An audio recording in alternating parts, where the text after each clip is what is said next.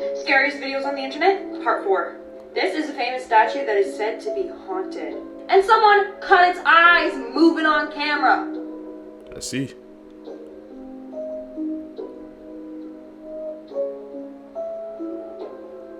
Oh, I definitely, y'all saw that? There was movement. What's up, YouTube? Welcome back to the channel. How you guys doing? If you guys are brand new here to the channel, man, you guys don't know what we do. We're the Seekers. We talk about the most scariest and creepiest videos on the net, on the web, from YouTube videos to TikTok videos, IG Reels, Facebook, anything weird, usual, and unexplained you can find right here on this channel. Just want to thank all my supporters, man, who's coming back to the channel each and every single day, watching the videos entirely, man, commenting down below, and most importantly, hitting that thumbs up button, man. You guys are helping us find other Seekers, so I greatly appreciate the support. Found this video for you guys today. Let's do what we do best, Seekers. Say it with me, y'all.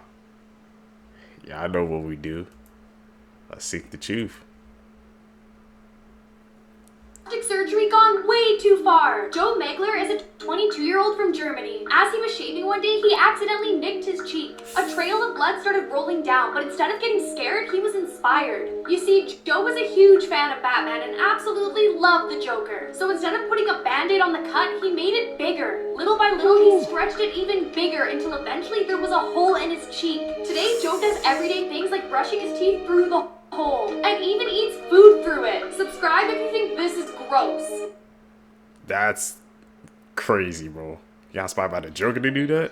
Because he didn't like Christmas gifts. Melissa Young was born in Perth, Australia in the late 1970s, and when she was a teenager, she would get bullied often for her cross-dressing, and this would lead her to drinking heavily.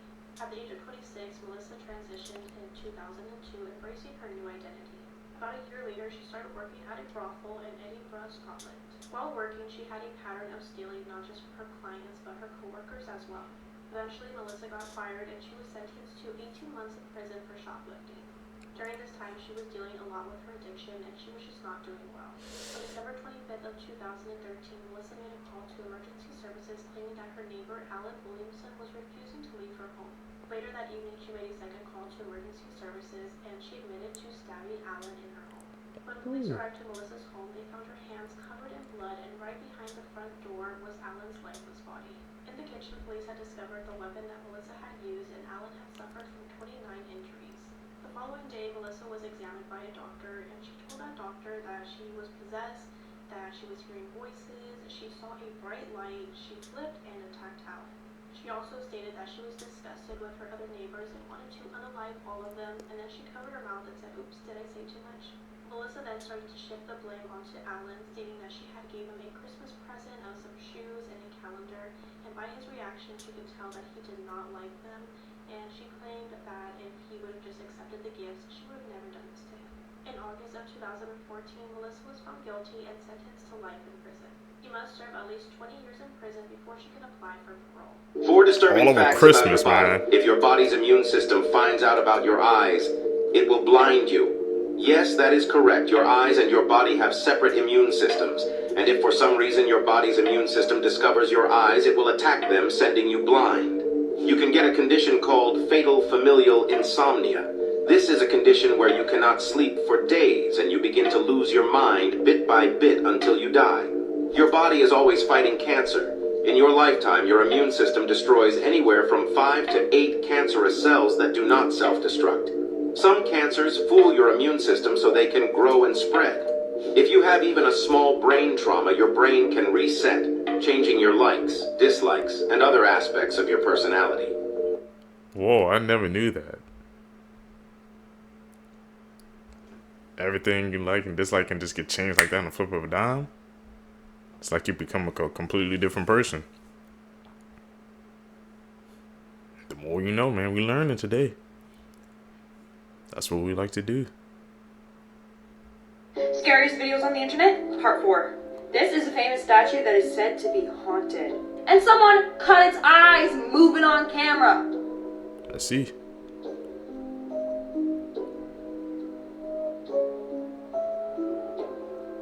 Oh, I definitely, y'all saw that? There was movement. What in the night of the museum is this? Or was that an edit? Or just a high class edit, bro? Scary fact you wish you never knew. There is a shack called the Devil's Toy Box in Louisiana, and for some reason people who go in lose their mind.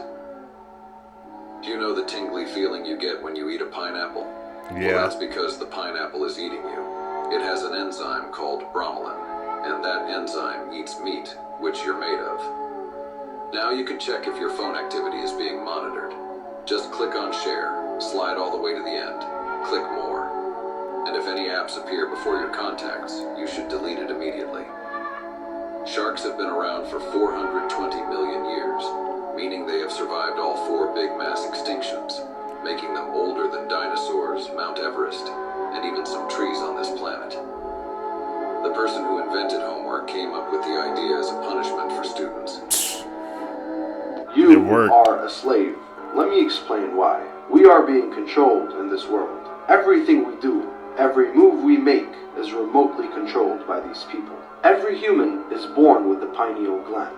The pineal gland is known as the third eye or the sixth sense. It enhances your spiritual senses. It makes you analyze information faster. It makes you take the right decisions. It makes you sleep better, and much more. These people don't want your pineal gland to be activated because you become smarter and stronger. They deactivate your pineal gland using fluoride. They add fluoride in everyday necessities we consume. Drinking water has fluoride, and it's been proven that fluoride is cancerous. What is the first thing you do in the morning? Brush your teeth. Yeah. Toothpaste contains fluoride. We are constantly shutting down this gland. Without this gland, we are more prone to weakness, staying up late, depression, and anger. Good news though, fluoride-free products exist. Seekers, are y'all gonna make that switch? I definitely am, man. Fluoride, but like you said, the first thing you did is brush your teeth. That's the first thing you do in the morning, man. It's in these everyday products. They're trying to take out our sixth sense for our pineal glands. Nah, man, we want ours open, bro. We will be making that switch. This is how people react when they are told how long they will be in prison. Jacob Matthew Morgan, sentenced to 137 years in prison. Smith Riley, sentenced to life in prison without parole. What did they do? Cameron Herring, sentenced to 24 years in prison. They had to do something heinous, man, to get those sentences. They starved their 10-month-old baby, sentenced to life in prison without parole. Why does he look so shocked? Dylan Shoemaker, sentenced to 985 years in prison. Nico Jenkins, sentenced to death. He do not care. People reactions after they get sentenced, man, doesn't always amaze you because they act like their actions don't have consequences. Then they try to get all sad and upset. It's too late now.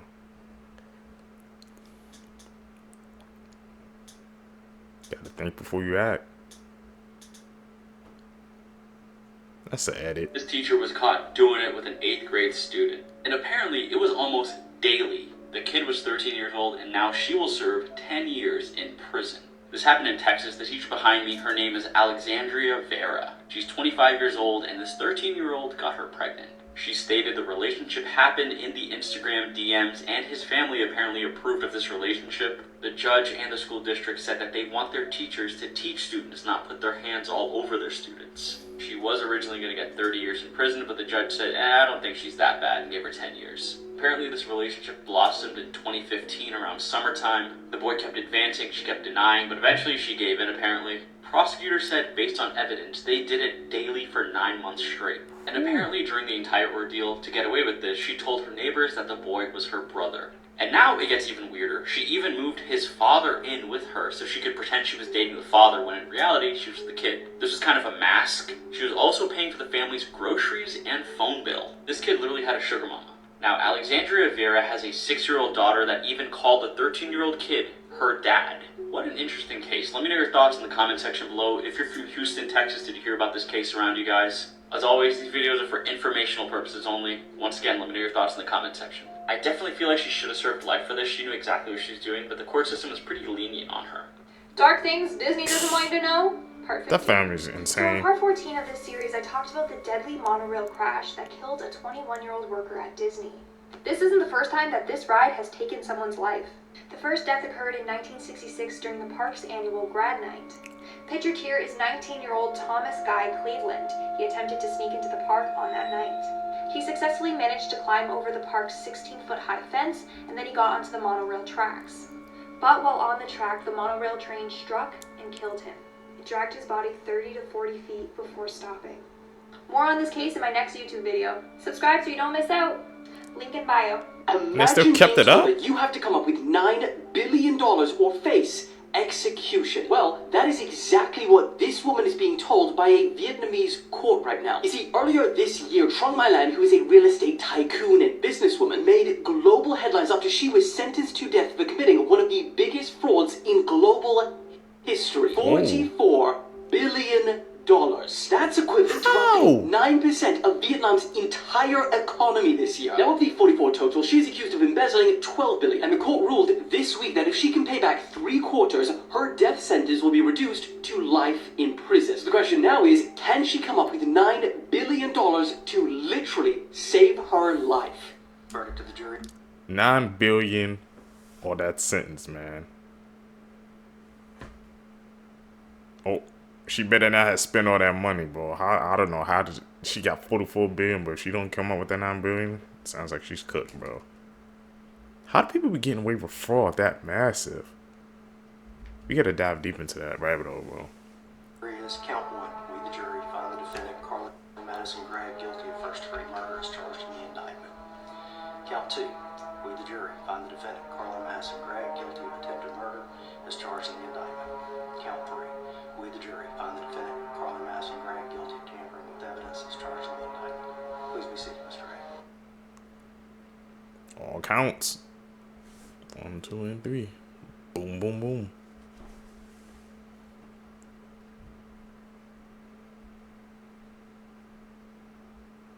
It's an edit, man. If you guys see any edit seekers, man, don't be afraid to call them out. Sometimes I might miss them, and y'all can catch on to it. Would you pay $6 million for a banana? Well, someone did, and this jaw-dropping sale made people scratch their heads. I think we can all agree that we can call it the golden banana. That's right, a golden banana, because this rare fruit was auctioned off at Sotheby's in New York. But before you start Googling the nearest banana farm, let me clarify. This isn't your average potassium-packed snack. It was a piece of art. And guess what? The buyer was someone with deep pockets and a love for eccentric art. To the point that they don't mind spending this huge amount of money for a literal fruit. So, what do you get after spending this much money? Well, a banana with duct tape. Despite this, the price skyrocketed to a mind-blowing $6.2 million, and people on the internet lost it. And who was the lucky buyer? A savvy Chinese man who wasn't about to let anyone snatch away his golden prize. In the end, some say it's a statement. Others just want to know if the banana comes with a side of luxury dip. Sadly, no one knows.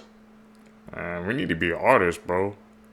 Take a piece of grape. Let's take a look at the three biggest that's differences between Eastern and Western dragons.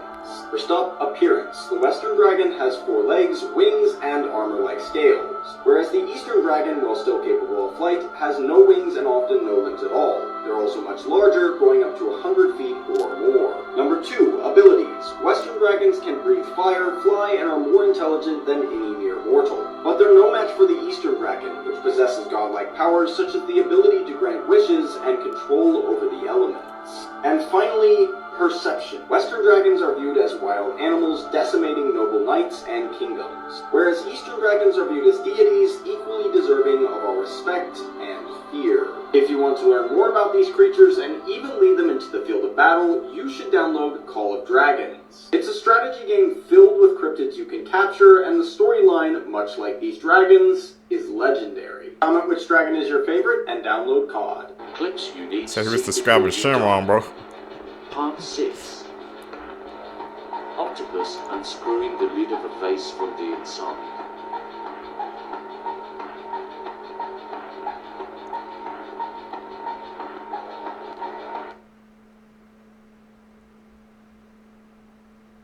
Whoa. This is how a clam digs into sand.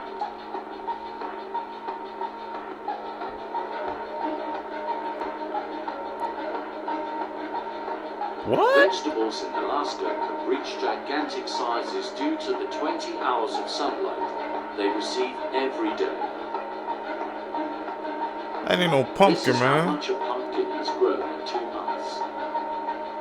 Terrifier 3 is officially returning back to theaters on Christmas Eve and Christmas Day. We're also said to be getting an extended version, but the extended version is not what you think. With director Damien Leone saying a lot of fans want to see uncut versions of things that were quote-unquote missing from the movie. Scenes like Sienna retrieving the sword from the Terrifier. They also want to see Jonathan's unaliving. And more scenes of Art the Clown at the Beta Bash, where he used the chainsaw, you know what I'm talking about, with him flat out saying, we didn't shoot those scenes, and there's nothing that would have been extended about it. And that brings me to believe that we will never see Jonathan's unaliving ever in a Terrifier movie. It wasn't shot, it wasn't something that happened unless, at the beginning of Terrifier 4, we see what actually happened to Jonathan. But I highly doubt that, because if they didn't shoot it during Terrifier 3, why would they shoot it for Terrifier 4? Also goes on to say that a lot of stuff that was quote-unquote missing are the really nice human moments between Sienna and her family. And a lot of great scenes that have to do with Gabby and Sienna's relationship, and how their bond is so strong. Which kind of makes sense, because we really didn't see much of their relationship on screen. We knew that Gabby loved Sienna. We didn't know the extent of their actual relationship. And for me, honestly, I would love to see those scenes. It would make the ending of the movie feel so much more real. Seeing how Sienna acted with losing absolutely everybody.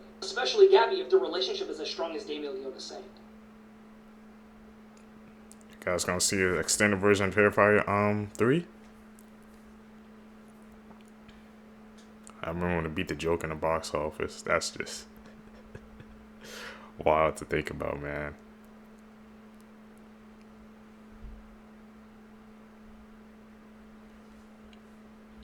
We shoot through these edits, bro.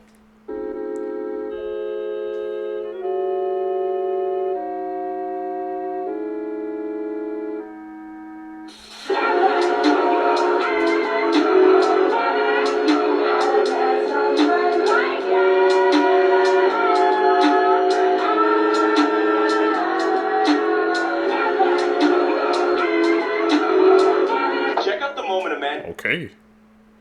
I know I don't do scary movies like that, Seekers, but they had a lot of choices. The Devil's House. There's some brave souls going in there, bro. I ain't going in that house. Not with a name like that. I am good.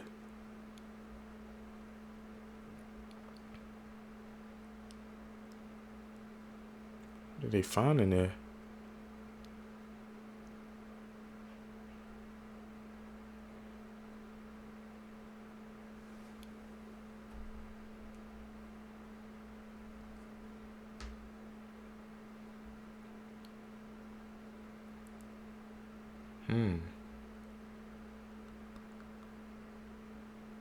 Okay. Seems empty so far. So this cop says that he was actually abducted by aliens. One night in Argentina, a police officer named Sergio Pucheta requested for backup from his base over the radio. According to the other police officers, he sounded terrified, but before the transmission cut out, he managed to say that there was something strange in the area and that he was going to investigate. When the other police officers got there, though, he was nowhere to be found. But the strange thing is that his motorcycle was there on the side of the road, along with his service handgun, his radio, and his cell phone. They looked everywhere for him, and then they ended up finding some footprints. So they followed these footprints into this wooded area, and they noticed that the footprints started to grow farther and farther apart from each other. And then all of a sudden, they disappeared. The police officers were baffled, and a search team was called to look for the missing cop. They ended up finding him the next day, 12 miles away from the area of his initial disappearance. He was found by a local farmer on the side of the road, and he was completely traumatized. He was curled up in the fetal position. They took him to the hospital, and when he eventually calmed down, he told the other officers a terrifying account of what had happened to him. He said that when he got to the area that he went to investigate, he bumped into two strange humanoid beings with glowing red eyes. He said that one of these beings spoke to him telepathically and ordered him to disarm his weapon and disable his radio and cell phone. This is when Project said that he got scared and he decided to make a run for it. He said that he ran as fast as he could, but as he started to run, he started to feel like he was floating. And that's all he remembered before finding himself on the side of the road. Even more terrifying is that after this whole event, Project decided to do hypnotherapy. And after the hypnotherapy, he said that he remembered that he was indeed abducted by these beings. He says that he remembers being beamed up to an alien spaceship and that the walls were luminous and bright. And then he says that he remembers being placed on a table or bed. Unfortunately, for police officer Sergio Project, he was let go after this whole incident. She was upset that she Why? missed her hair appointment, so she took her father's life because of it. On the morning of October 1st, 2021, 18-year-old Megan Amirowicz was busy preparing for her 18th birthday, which was going to take place at a hotel later that night. Since it was her 18th birthday, it was kind of a big deal for her, and she wanted to look her best, so she scheduled an appointment at a salon to get her hair done. As usual, her father, Conrad, was her chauffeur, and he was supposed to be taking her to the salon. Unfortunately for both of them, Conrad was a heavy drinker, and he had been drinking that early morning, so once he laid down on the couch, he ended up falling asleep. Megan tried her hardest to wake her father up, and then she realized that she was probably going to miss her appointment, and this made her blood boil. Instead of her calling an Uber to go to her destination, she decided to do something way different. Megan had grabbed a container of drain cleaner and poured it all over her father's body from head to toe. After that, then she doused him with water. Because of this combination, it caused a chemical reaction which burned away his skin. A short while later, one of Megan's friends arrived at the home. They took one look at Conrad and immediately called 911 in Oakland County, Michigan. Conrad was rushed to the hospital in critical condition. He told the medical staff that his daughter was responsible for this whole thing, but later he told investigators that he had no memory of what had happened. As Conrad was fighting for his life in the ICU, the detectives were busy gathering evidence. Once they had spoke with family members, Megan was arrested and charged. Not long after, Megan was released after posting bail. Although Conrad had survived the initial attack, he had to have both of his legs amputated, his kidneys shut down, and he had damage to his lungs. On March 6, 2022, after 3 days of being removed from life support, Conrad had passed away from his injuries. The whole time that Conrad was in the hospital, they would not let Megan go see her father for his safety, and she was very upset by it. About a week later, on March 11th, Megan's bail was rescinded, and the charges against her were upgraded to murder. She was immediately taken into custody, and she had to stay there until her trial in June of 2023. Although Conrad wasn't the biological father of Megan, he loved her so much. She was the apple of his eye, and while he was laying in his deathbed, he still tried to protect her when the law came calling for her. But with all the evidence that investigators had, it pointed to Megan as the one who burned her father alive. On July 25th, 2023, Megan was found guilty of murder. The judge on the case believed that because of Megan's age, she didn't realize what she had done, so she only sentenced her a 1-year sentence. While on parole, she would have to undergo a mental health assessment every 6 months. Megan would also be fitted for a GPS tracking device, have a strict curfew of 9 p.m., and this probation period would end in July 2028. We made it towards the end of this video. Thank you guys so much for watching, and let me know down below if you agree with this sentencing, and if you have any requests for me, let me know down below as well. 2-year-old charged with murdering Ballarat mother Samantha Murphy has been identified as Patrick Oren Stephenson. A suppression order initially in place to protect his identity was lifted on Friday, meaning media could now name him. Stephenson was arrested by police in the early hours of Wednesday morning and has since been charged with the murder of Samantha. He was a former St Patrick's College Ballarat student and is the son of ex-Richmond and Geelong player Oren Stephenson. It's been revealed Patrick was the man investigators had in their sights for more than a fortnight before they pounced, arresting him and raiding his home. He has been remanded in custody and is due to next face court in August. Police are still searching for the body of Samantha Murphy and are asking the public for assistance. The hell, man? It's a crazy case. Blood-curdling facts that you wish you never knew. Part 21. This photo shows an 8-month-old Xiao Bao who is lucky to be alive because his mother stabbed him 90 times after he bit her while she was breastfeeding. What the? The world's scariest haunted house, McCamey Manor, requires you to sign a 40-page waiver and undergo a physical and mental evaluation. Really? If you manage to make it through the house, you could win $20,000. But to this day, no one has ever made it through. The little girl who voiced Ducky in The Land Before Time was shot to death by her father, who then committed suicide. Roman Emperor Nero had a boy castrated, dressed him up as a bride, and married him, all because the boy looked similar to his previous dead wife. A 46-year-old man found and attacked a 13-year-old boy because the kid was killing him too many times in a game of Call of Duty. Those are some damn freaking just disturbing facts, bro. Especially about the man and the kid with Call of Duty, bro. He took that way too far, man. You gotta freaking play a video game nowadays without somebody trying to hunt you down because you better than it. You better than them at the game. Like, what has this world come to, man? Truly. 3 urban legends that turned out to be true. Okay. Number 1. In the 1980s, parents in Long Island terrified their children with the legend of Cropsey. He was a murderous man who lived beneath an abandoned school and would capture children. But it was later found that the old janitor of the school was still living on school grounds, and it's believed he was responsible for the disappearance of several kids, which made the legend of Cropsey true. Number 2. Charlie No Face was the terrifying legend of a featureless man who would roam the streets of Pittsburgh at night. But it was discovered that this man did exist. His name was Raymond Robinson. He was a very nice guy, and he only left his house at night as he feared his deformity would scare people. Number 3. Legend has it that an escaped asylum patient roams near the Fairfax County Bridge where countless amounts of dead rabbits have been found. There wasn't any legitimacy to this legend until a couple drove through this bridge in the 1970s only to find a man dressed as a bunny who threw an axe through their windshield before they got away. That last one, the bunny man, kind of hits hard because I've been hearing a lot of you've seen those clips before, man, but I really wasn't a true believer until this one, man. He said he threw a freaking axe through a shield, a couple was driving, sure whatever was driving. Why they do this to the bunnies? What the heck did they do to him? These are questions we need to be asking ourselves, seekers. Like, what pushes these people to do these acts?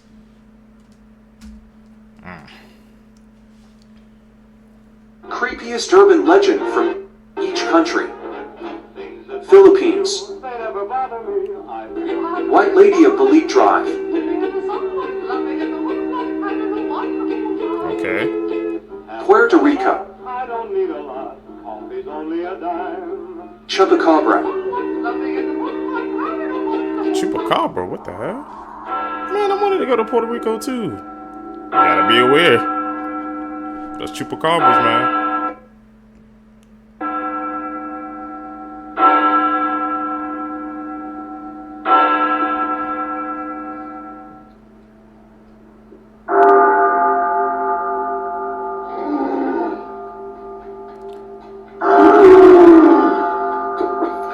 Yeah, you probably should be afraid of this, because it's the second most homicidal thing in the Antarctic Ocean. First of all, you probably didn't know this murder puppy can grow to 12 feet long, weigh over 1,300 pounds. The leopard seal got its name thanks to its black spotted coat and the ability to murk almost anything in the water. Since they're built like rubber submarines, they eat basically everything, including fish, squid, and crabs. But if you watch Happy Feet, you know they save all the disrespect for penguins. They'll actually wait at the ice edge where they know penguins will jump in, just so they can turn them into a hashtag. And since the leopard seal can swim 23 miles per hour, almost 4 times faster than Phelps, they're fast enough to violate basically everything. Sometimes they'll launch themselves out the water onto land just to turn a penguin into a Happy Meal. In a season, one leopard seal can erase hundreds of penguins, to the point where they'll start murking them not for food, but just for the stats. Oh, and you're not safe either. They have been known to run fades with people, and one actually grabbed a scientist and mauled her underwater until she drowned. They've also been known to bite holes in the inflatable boats people like to sit in. But to be fair, they're not all bad. One leopard seal made friends with a photographer and brought him dead and injured penguins to try to teach him how to hunt. In seal society, that's as wholesome as you're gonna get. But that doesn't change the fact that they commit actual war crimes on penguins. If I showed you all the pictures, I would get banned. You know how I said they're the second most dangerous thing in the ice ocean? Yeah, this is why. Can you guess who this good boy is right here? This is 4-year-old Yoda, and he is the canine that caught Danilo Cavalcante today. Now I'm going to show you pictures of Yoda getting him, but I'm going to give you a trigger warning first because some of the photos are a little bit graphic. So if you don't want to see, keep on scrolling.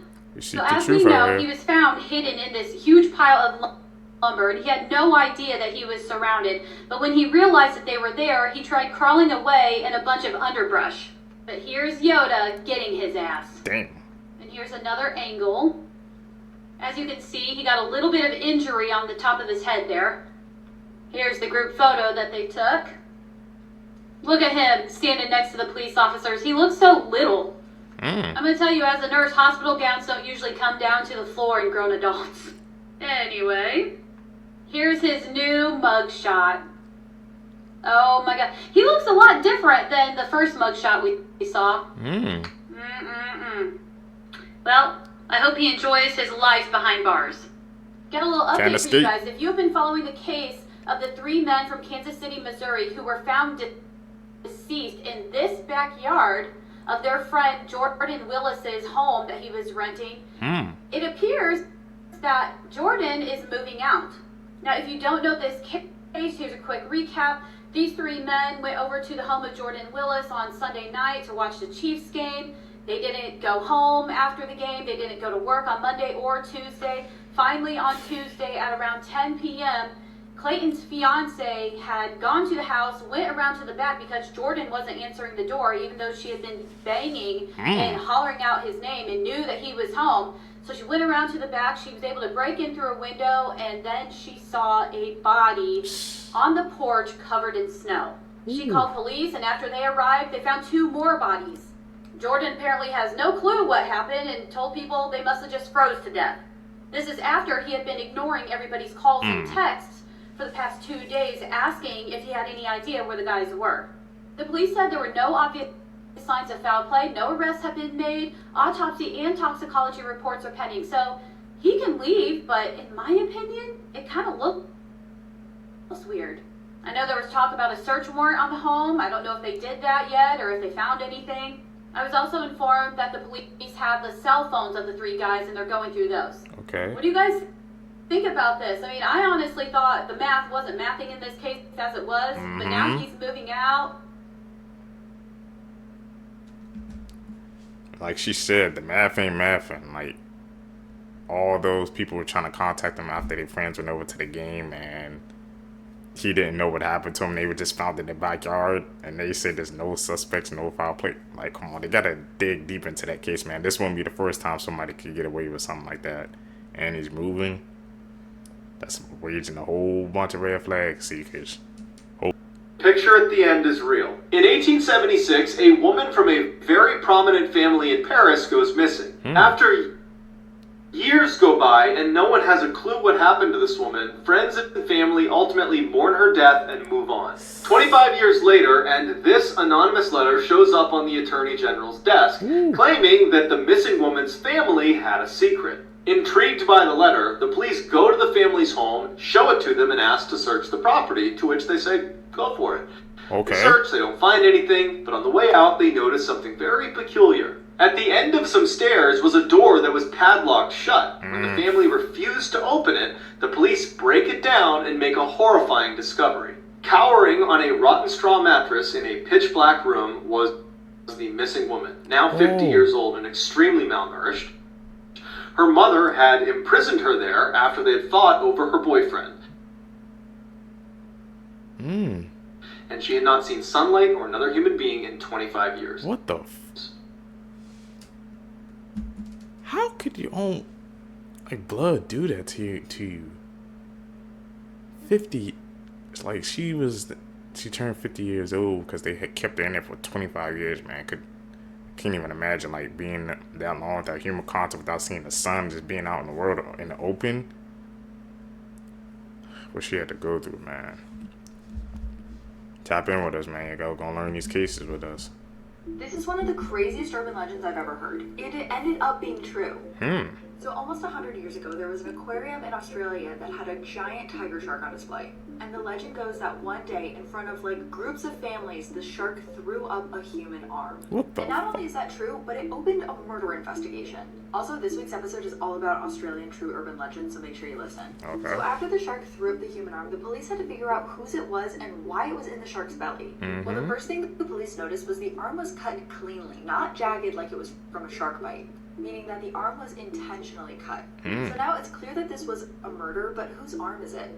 Well, one thing they noticed is that the arm has 2 boxers in a fighting stance tattooed on it. So they end up writing about that in the paper, and one guy who was reading it goes, "Hey, that sounds like my brother's tattoo." What? His brother was a man named Jim Smith, and he was involved in the seedy underbelly of Sydney society.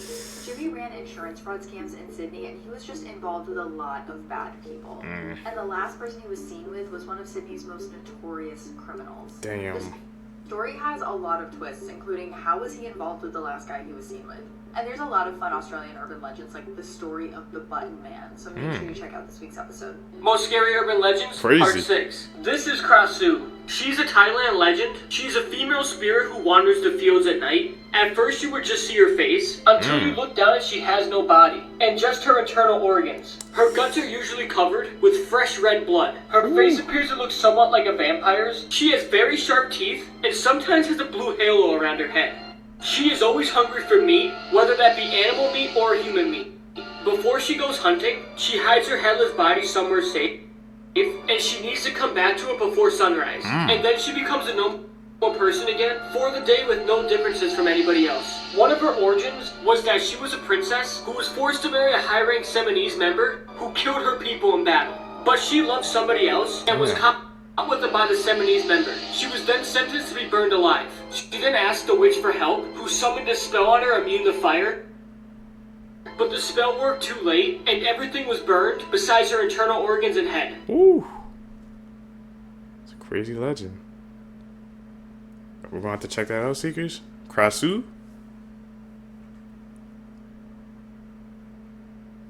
You guys obviously see that's an edit.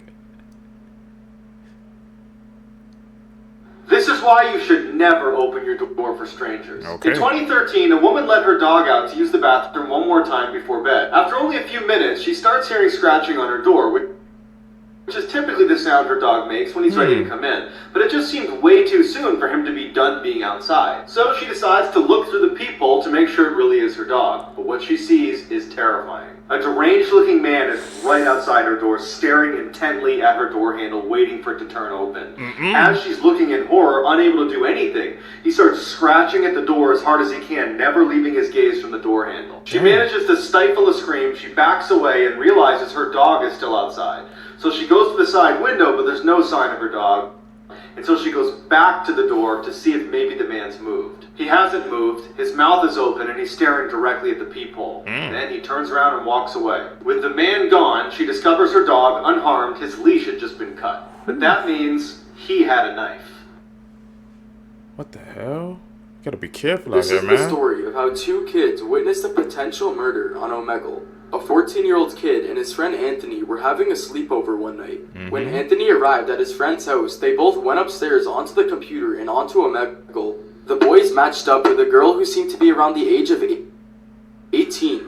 The girl was sitting in a dark room with a blue light shining on her face. The boys were planning on being really mean and annoying. But then Anthony then said, "Who is that behind you?" Anthony's friend then looked behind the girl but saw nothing, so he thought Anthony was joking. The girl knew right away that Anthony was just messing with her. Anthony then insisted to the girl that there was someone behind her, so his friend played along with it. The girl turned around and saw nothing. Anthony's friend also saw nothing behind the girl. Anthony then said that there was someone hiding behind her bed. Anthony's friend then looked at Anthony as if he was joking, but Anthony was being 100% serious. All of a sudden, Anthony's friend then saw the same man that Anthony was seeing behind her bed. Part 2 will be out in a moment. God damn it, these part 2s always get us, Seekers, man. It's a hassle trying to find them, but that's just insane. I'm about to say, didn't they shut down Omegle, right? Like, Omegle doesn't even exist anymore because, like, too many weird stuff is happening on that website. It gives, like, kids too much access to things that they shouldn't be seeing. You guys know about Omega. If you know, you know. That site, it can get real dangerous, bro. If you match with the wrong person, man. If you know, you know. Just a few weeks before Mika's passing, her sister shared these posts via Facebook. Please do not fall for the nonsense being shared about my sister needing restoration, healing, and forgiveness. Narcs working publicly with no accountability is insane. As I was sitting in church today, I received a text message. Usually, I don't check my phone and I keep it on silent. But with everything going on with my sister, Micah, I've made it a point to try to keep an eye on it for fear of her safety due to others' behavior towards her. To no surprise, it was a message about what was said from the pulpit today in Myrtle Beach at her church. I have so much sadness that someone could take the position that was, hopefully, given to them by God, and use it for their own benefit, abusing God's gift of free will. Please hear my heart when I say if you attend that church, guard your heart and get in the Bible. The church is the people and God, not the pastor. When the pastor is married and he's on stage giving a sermon, saying he's going to pray to God for a hot wife that should raise 1 million red flags.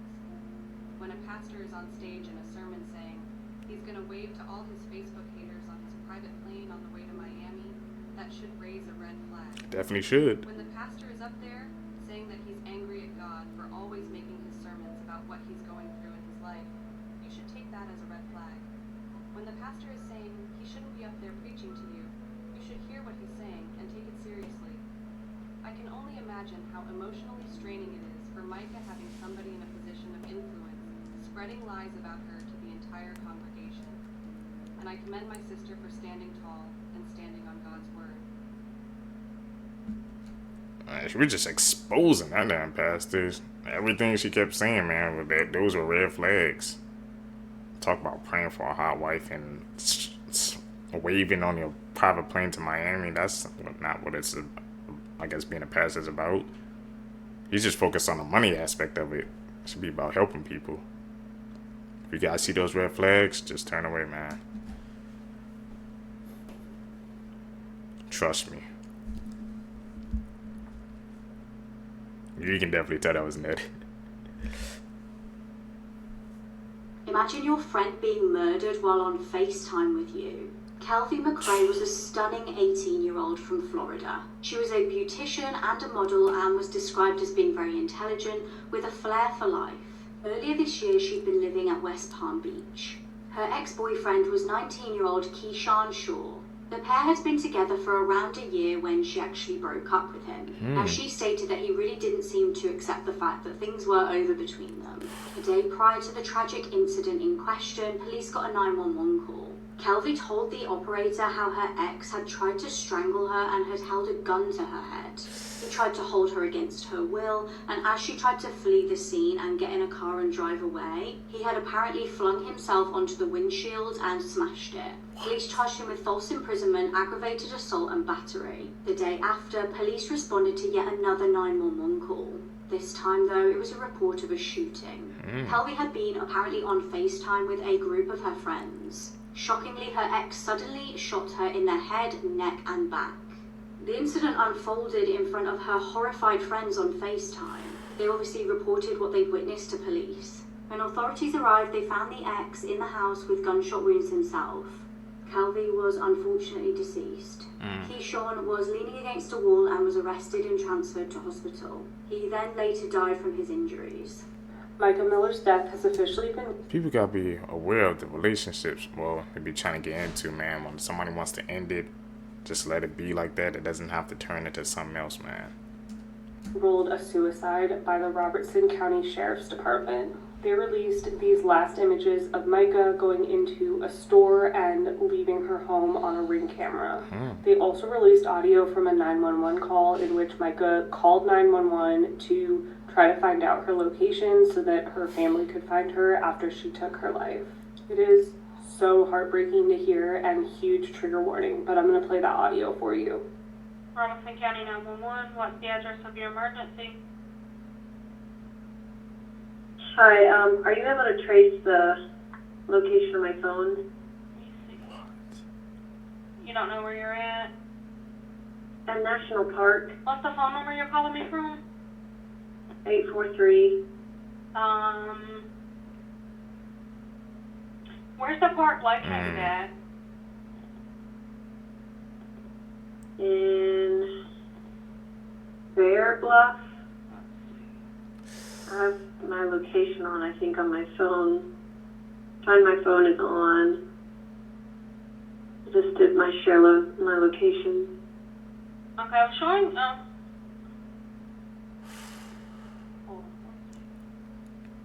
You gotta track that down. you are in Robinson County. Are you at the Lumber River State Park? Yeah, that's where I am. Okay. You gotta just ask him to trust the phone call. I'm about to kill myself, and I just want my family to know where to find me. Okay, No man. way. Just listen to what I'm saying, okay?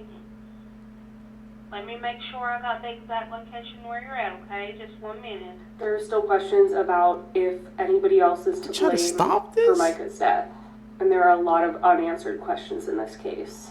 But I am keeping Micah's family and friends in my thoughts because this must be such a difficult time for them. Rest in peace, Micah. Rest in peace, Michael, man. Look at this image. I see the skulls. I see the freaking kids crying up there. I see that, Seekers. That's a damn haunted image for sure. That'll keep me up. The Abigail Project is definitely one of those. It's one of the most disturbing experiments I've ever read about. Sometime in July of 2003, there was a government document that was declassified that talked about an experiment that took place back in 1945, post-war. It was led by Dr. Albert Weston and a team, and their task was to create a biological weapon out of a human. And for some reason, he decided the subject of this experiment was going to be his daughter, Abigail. It was a series of months where she was fed growth hormones, they gave her classified substances, and she had her entire body surgically modified. But the experiment was a failure. She had completely lost touch with who she was no longer cognizant of what was going on, and most of her instincts had reverted into primal instincts. Considering what the doctor had done to his daughter, he would take his life after 2 years into the experiment, and according to these documents, the experiment, meaning her, was lost. Nobody really knows what happened to her. Never say this out loud, or you will die. There's a cursed Japanese poem called Tornado's Hell. And supposedly, if you read it out loud, you will die or be cursed for life. Now, you can read it in your head. This is where things get crazy. A man named Suji Teriyama decided to make and direct a movie based on the poem. Exactly 1 week after the release of the movie, he suddenly dropped dead. By the way, y'all, I asked y'all to name our new baby, and the highest voted name was Steve. So I guess when this guy hatches, his name will be Steve. Since we got this baby together, you do owe me child support. Now this other story is also crazy. There was a schoolgirl that was dared to say the poem out loud. Look, you got friends daring you to do stuff like that. You need to get rid of them. Literally 1 week after doing the dare, she suddenly dropped dead. Woo, look at that, baby. Look at that. Sheesh. I flashed the poem somewhere in this video, but I'm telling you, if you find it, don't read it out loud. Or I'm gonna come to your funeral and tell everybody you're stupid. You're stupid. Okay. Stay away from that poem, Seekers. This is a scary story about It Won't Hurt, and it's absolutely shocking. Alright. There was a bus driving late at night, and it was completely packed full of people. Suddenly, an old woman on the bus became ill, and she asked the bus driver to stop the bus. They were on a country road surrounded by a forest, so the driver told her to wait. But the old woman began to throw a fit, screaming and yelling at the bus driver, demanding him to stop the bus. The bus driver then pulled over to the side of the road, and the old woman got out and ran into the woods. When the old woman came back from the woods, she was holding a little girl's hand who was crying. When they got back on the bus, everybody asked the little girl what was wrong. She said her mother brought her into the woods and placed her on a tree, then tied a rope around her neck and said, "Whenever you get bored, just jump. Don't worry, it won't hurt." What? The old woman said she didn't know why, but she felt something was wrong in the woods. And when she got in the woods, she caught the girl while she was jumping. The bus driver then began to drive again, and he suddenly saw a young woman standing on the road. He then stopped the bus. When the young woman got on the bus, the little girl stood up and said, "Mommy, you promised it wouldn't hurt." Oh, hell no. It's like they saved it from her mom, man. What the hell? Creepy story. With the world today, man.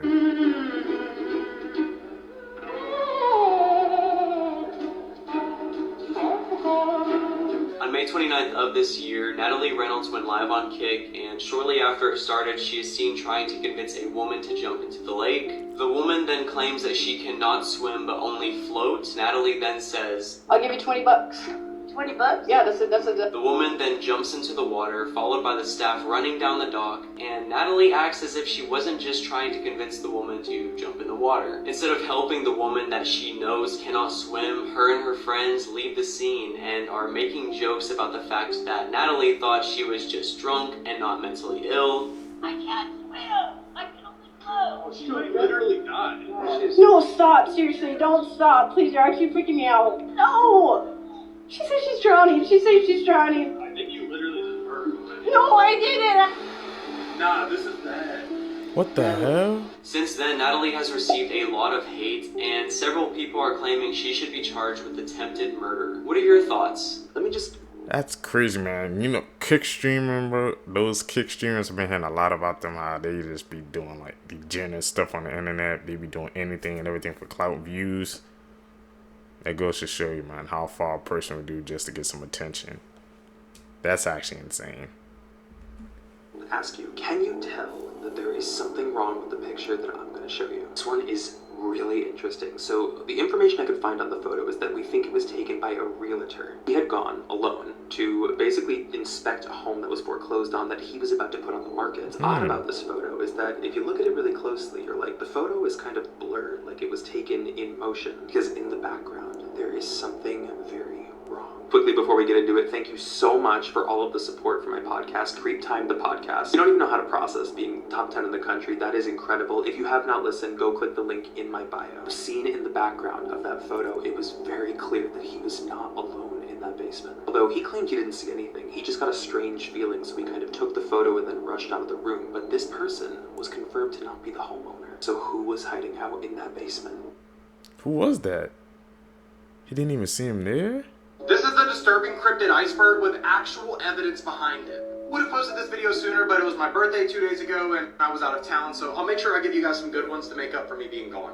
Okay, so this picture represents cryptids from the least disturbing to the most, and we've already covered this one, so we're gonna go on to tier 3. Okay. This is the Dave Shealy's 2000 skunk ape footage, and what you're seeing is in the Florida Everglades, and you can see this skunk ape just moving. I mean, look how quick it is walking. A lot of people believe that this footage is real just because if you've ever been to the Florida Everglades, there's no way somebody can move that fast. Next one is the ivory-billed woodpecker video, and this was an animal that was supposed to be extinct I don't know how many hundreds of years ago, and this one is actually confirmed. It's going to be a little tough to see, but you'll see over here this little bird flying like this. I don't know, it's pretty cool to me. This is the Pennsylvania white Bigfoot video, and what you're looking at is supposed to be a Sasquatch. I don't know, it doesn't really look like Bigfoot to me. Interesting about this video is when they posted this video, they put a white Sasquatch. Was a really big claim, but what they didn't know is in 1973, 2 girls reported seeing the exact same white Sasquatch in basically the same spot. If you guys want to see tier 4, make sure to like and follow for more videos, and I will see you guys later. Peace out. Blood-curdling facts that you wish you never knew. If your plane is crashing into the water, just know that flight attendants are trained to not allow any dead bodies on life rafts. That means no saving grandma for her funeral, simply yeet that bitch overboard. What? 1 out of every 50 women have a third nipple, and 1 out of every 100 men do too. This is known as a supernumerary nipple, and Mark Wahlberg actually has one. Harry Styles has 2. Your baby foreskin can be used as replacement skin for burn victims. That means one can quite literally be a dick face. There are corn stars born in the year 2003. That's the same year The Cat in the Hat came out. Male fetuses get boners in the womb, and these can often be seen on ultrasounds. Motherfucker. After 49 people were killed at the Pulse nightclub shooting in Orlando, cops were investigating the scene, and you'd think it'd be pretty quiet in there. But it was actually filled with sounds of ringing cell phones. Friends, family members, loved ones, calling the people that they knew were at Pulse and hoping they'd answer the phone and say they were okay. Crazy. I didn't know in males in the fetus they get bones when in the fetus. What the hell? That young? I didn't even know that was humanly possible. What the more you know. Tap in, you're gonna learn with us. Mr. Sandman, bring me a dream. Make him the cutest. On May 26, 2020, Clint Brower went to a laundromat to do some laundry when he noticed a man acting suspicious. That man was Micah Harrington. According to reports, Clint believed Micah had intentions to hurt people, so Clint pulled out a knife and stabbed him over 30 times. And to be clear, Micah never acted out in violence. He then tied a rope around Micah, dragged him into the parking lot, having hopes that someone would, quote, put him back together. If that doesn't make sense to you, it also doesn't make sense to me. When police arrived, Clint was arrested and Micah was pronounced deceased. The mugshot in itself is eerie to know that he was smiling just after taking an innocent man's life. And as of Monday, June 3rd, 2024, Clint has been sentenced to life in prison. What are your thoughts? Saw the report. Damn. Scientists found the largest male specimen of the most venomous spider in the world in Australia. This is the funnel web spider, and the size of it is disgusting, but the thing that freaks me out about it is the strength of the damn thing. We're talking fangs so sharp they can apparently crack through a fingernail. A fingernail? Oh. What? And nothing prepared me to actually see a close-up of the fangs. Maybe this is a woolly mammoth. Creepy facts that you shouldn't read. Your mind gets sense when someone is staring at you even when you're asleep, which explains why you randomly wake up during the night. Spirits are more active at night and mostly exist in air-conditioned rooms. They look and stare at you at night. They read your mind and try to speak and show your future dreams. Follow if you're scared. Has that happened to any of you guys, Seekers? Especially about, like, waking up at night? Breaking news, they've officially released Riley Strain's toxicology results. This information was released today by the Tennessee's chief medical examiner. The report shows that Riley Strain's blood alcohol level was more than twice the legal limit. His blood alcohol level was .228, and he also had Delta-9 in his system. Delta-9 is a classic form of THC. This would be the THC you heard about in health class growing up. The effects of Delta-9 are typically increased appetite, elation, relaxation, talkativeness, and laughter. The report still classifies Riley Strain's passing as accidental, and there were no signs of significant trauma. His exact COD is listed as, quote, drowning in ethanol intoxication. Riley Strain's family is doing their own investigation into his passing to see if he was overserved or if any foul play took place. To stay up to date on this case, make sure you click the playlist below. I'll keep you guys updated. What do you think? Drop in the comments. Did you know that the Crypt Keeper from Tales of the Crypt actually has Chucky's eyes?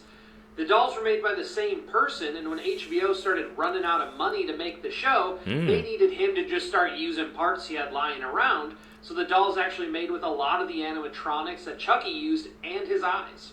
Now you know. The murder of McKinley Chick-fil-A Marie has to be my favorite case of all time. Like, I actually get butterflies in my stomach every time I revisit this case. I'm just so fascinated by the killer. He was so dedicated. He was gorgeous. Super, super dreamy. Like, if he wasn't behind bars, I would probably be with him. And just how dedicated he was to chopping her into bits and pieces. I mean, he really had no remorse, and we almost have to appreciate that. Like, the fact that he carried this chainsaw around for miles and miles, and after chopping her up, it just wasn't enough that he decided to also set on fire. I'm like, there's something hot about that. Siri, play This Girl Is on Fire. We can make jokes now, guys. It's been a long time. The best part about this is that this killer had no remorse. During the court hearing, he actually sat and looked her family members dead in the eyes. Dead, get it, guys? And he actually just laughed the entire time. And you know what? I can appreciate a man who doubles down. Also, disclaimer before people get their panties in a twist, I'm being super, super respectful of the family. I'm only sharing things that I've seen already on the internet, so I'm not making things up. These are just facts, and I just wanted to share that with you guys. That was a POV they said of how, some, I guess, how they be acting when they explaining these videos. Some of them, they have to, actually all of them need to have respect to the families on what they reporting on, because it's really affecting people.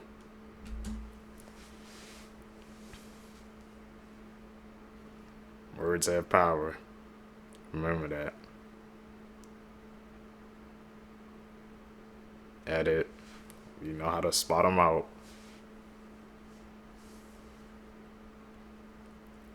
So check this out. A YouTuber just found the devil in Alaska. What? The footage at the end is the scariest thing I've ever seen, fam. It's crazy. It's crazy. Luke Nichols, a popular YouTuber from the United States, has just encountered Satan himself in the mountains of Alaska. This is the reason nobody wants to visit Alaska, bro. This is terrifying. So Luke, known for his love for the outdoors, a veteran for outdoor extreme camping and survival, getting the nickname Luke the Nuke Nichols. He had been exploring the Alaskan mountains nearby the Noam territory. The fierce weather conditions made his trip more difficult. He was out on his snowmobile on his way to catch some fish with his son when suddenly they came across a random hole in the ground. They were terrified. They immediately turned back but heard a voice calling out. He turned around, and within the darkness of the night he saw horns, then flames, and realized he was staring into the eyes of the devil. He took out his phone to video it. To see the video, comment Mr. Nightmare, and we will send it via DM. Oh. Is that fact a cat? Has anybody ever heard of the Silent Man ritual? It's a ritual that you should never do. Who is the Silent Man, you may ask? The Silent Man is a demon that was casted down from heaven, a demon that hates noise. Many people say if you play this game and win, you'll gain never-ending good luck and fortune. However, many people who played and lost say that they've got everything in their lives, everything good, taken away from them. But not only that, but a lot of people who play the Silent Man ritual have reported that they've actually lost their voice over time after playing this game. If you look at it, it makes a lot of sense. The Silent Man hates noise. They say to call upon the Silent Man. First step is to turn off all the electronics in your house. The second step is to light a candle and go to a window. Supposed to whisper quietly at the window. Silent Man, I invite you in. Around 25 times. Now you have to understand, to win this game, that you have to stay quiet. You'll see a man outside your window. The more noise you make in your house, the closer this man will get to your house, until he's inside your house. This is why I recommend nobody to play this game. Do you guys think I should play this game on live stream? Then heart this video and follow my account. Let me know in the comments. Y'all, this picture... I never play those freaking games, those ritual games. That's just like bad energy, bad juju all around. I completely stay away from those, man. I don't see how people can even risk that. That ain't me. It makes me so sad but so happy at the same time. But this is an updated photo of the Menendez brothers. If y'all are not familiar with the Menendez brothers case, it is an old case. I really feel like they should not be in prison for what they did. But they unalived their parents and they got charged with it. And after going to court and talking about basically that they were SA'd over the course of their childhood, and the reason why they did this is because it got really bad and they felt like they had no other way out. They were still convicted of it and charged with, I believe, life in prison. But there have been a lot of petitions to get them out of prison and get, a retrial or consideration to let them out or give them lesser time or something, because these men have been in prison like so long. And look at them, y'all. They look so good. Like, this makes me so... I don't know why this picture makes me so happy. What do you guys think about that case? Like I said, a lot of people's calling for their release. And they got out. I want to see you guys' thoughts down below on that one.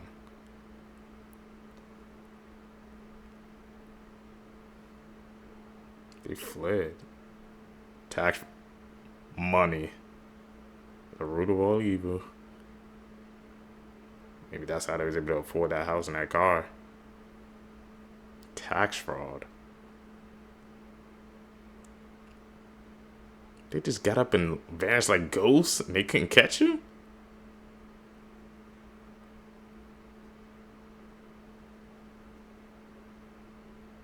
The whole mansion. They just had to pack up and disappear. So they got away with it. Didn't even get caught. Come on, man. You gotta be on top of things like that, so people can't get away with that, man. Lived in that big ass mansion, had all those cars. At 3:15 a.m. Okay. You might be cursed. Like, why though? Legit. So I don't know if you ever heard about the Amity House. No. This is a real haunted house. I believe in the States somewhere. So they claim this house to be one of those houses that is truly attached to demons. Now the story goes that there was this man. They said a voice came to his head and told him to murder his 3 family members, his 2 daughters, and his wife. Now it's weird.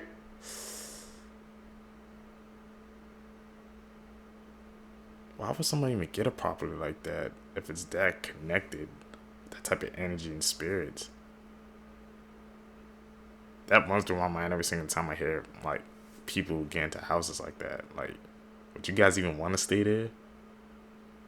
Put your family around that type of energy too? Nah. Not me. I ended up moving in there.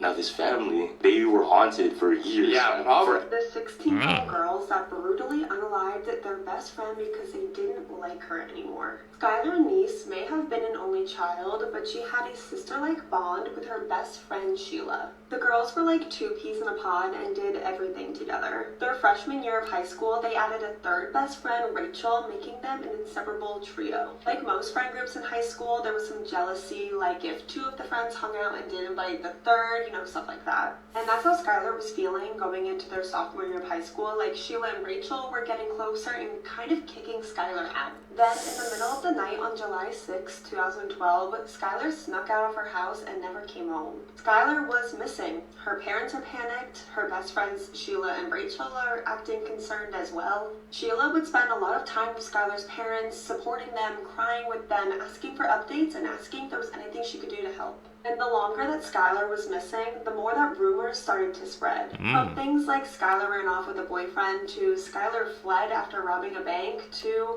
Skylar's best friends, Sheila and Rachel, were involved. At this point, the investigators were actually pretty convinced that Sheila and Rachel knew more than they were letting on. Both of the girls' stories were like nearly identical, like they had been rehearsed. At this point, the police's theory was that the 3 girls snuck out the house to maybe use substances and something accidentally happened to Skylar, and Sheila and Rachel were just covering it up because they were scared of getting in trouble. They could have never prepared for what actually happened. Following Skylar's disappearance, Sheila was like pretty carefree, but Rachel, on the other hand, was having a nervous breakdown and had to be admitted to a psychiatric facility. And upon release, Rachel confessed that her and Sheila had stabbed Skylar 50 times and had planned the attack for months. And even more shocking was their motive, that they didn't like her anymore and didn't want to be friends with her. To this day, Sheila has never shown any remorse to what she did to her best friend and is seen as the evil ringleader and was sentenced to life in prison. Due to Rachel's confession, she was sentenced to 30 years in prison. She was up for parole very recently, but it was denied. But I'm really curious to hear what you guys think. Do you really think that 2 16-year-old girls would brutally unalive their best friend just because they didn't want to be friends with her anymore? I feel like there has to be more to this story. This boy claimed he remembered his past life until his parents discovered he wasn't lying. Come again? A Syrian boy named Arius was born with a particular red birthmark across his forehead. As soon as he could speak, he explained to his parents that he had already lived a past life as another man, claiming he was murdered with an axe by his own neighbor. It turns out a man in their village had gone missing years earlier and the neighbor was the prime suspect. So Arius and his parents went to the neighbor's house to find out the truth. When the neighbor opened the door, he turned white as a ghost, claiming he was innocent. But Arius demanded the neighbor to come with them as he knew where his own body was buried. Arius led them miles from the village to a specific spot under a tree and they started digging, but you won't believe what they found underneath. They found a skull that was cracked exactly where Arius' birthmark was. Everyone was shocked, and the neighbor was later arrested and sentenced to death. We believe in reincarnation seekers? He caught that neighbor like red-handed. You heard when he said he called him, when he opened the door, he looked like he saw a damn ghost. And he said from a past life, that's one of the first cases I've heard of that. He can retain a memory from a past life. We heard about reincarnation before, but that's actually scary, man. That's proof right there. What do you guys think? This Wisconsin elementary school teacher is being accused of having an inappropriate relationship with an 11-year-old boy. Always the teachers. 24-year-old Madison Bergman has been arrested for making out with one of her 5th grade students only 3 months before her wedding.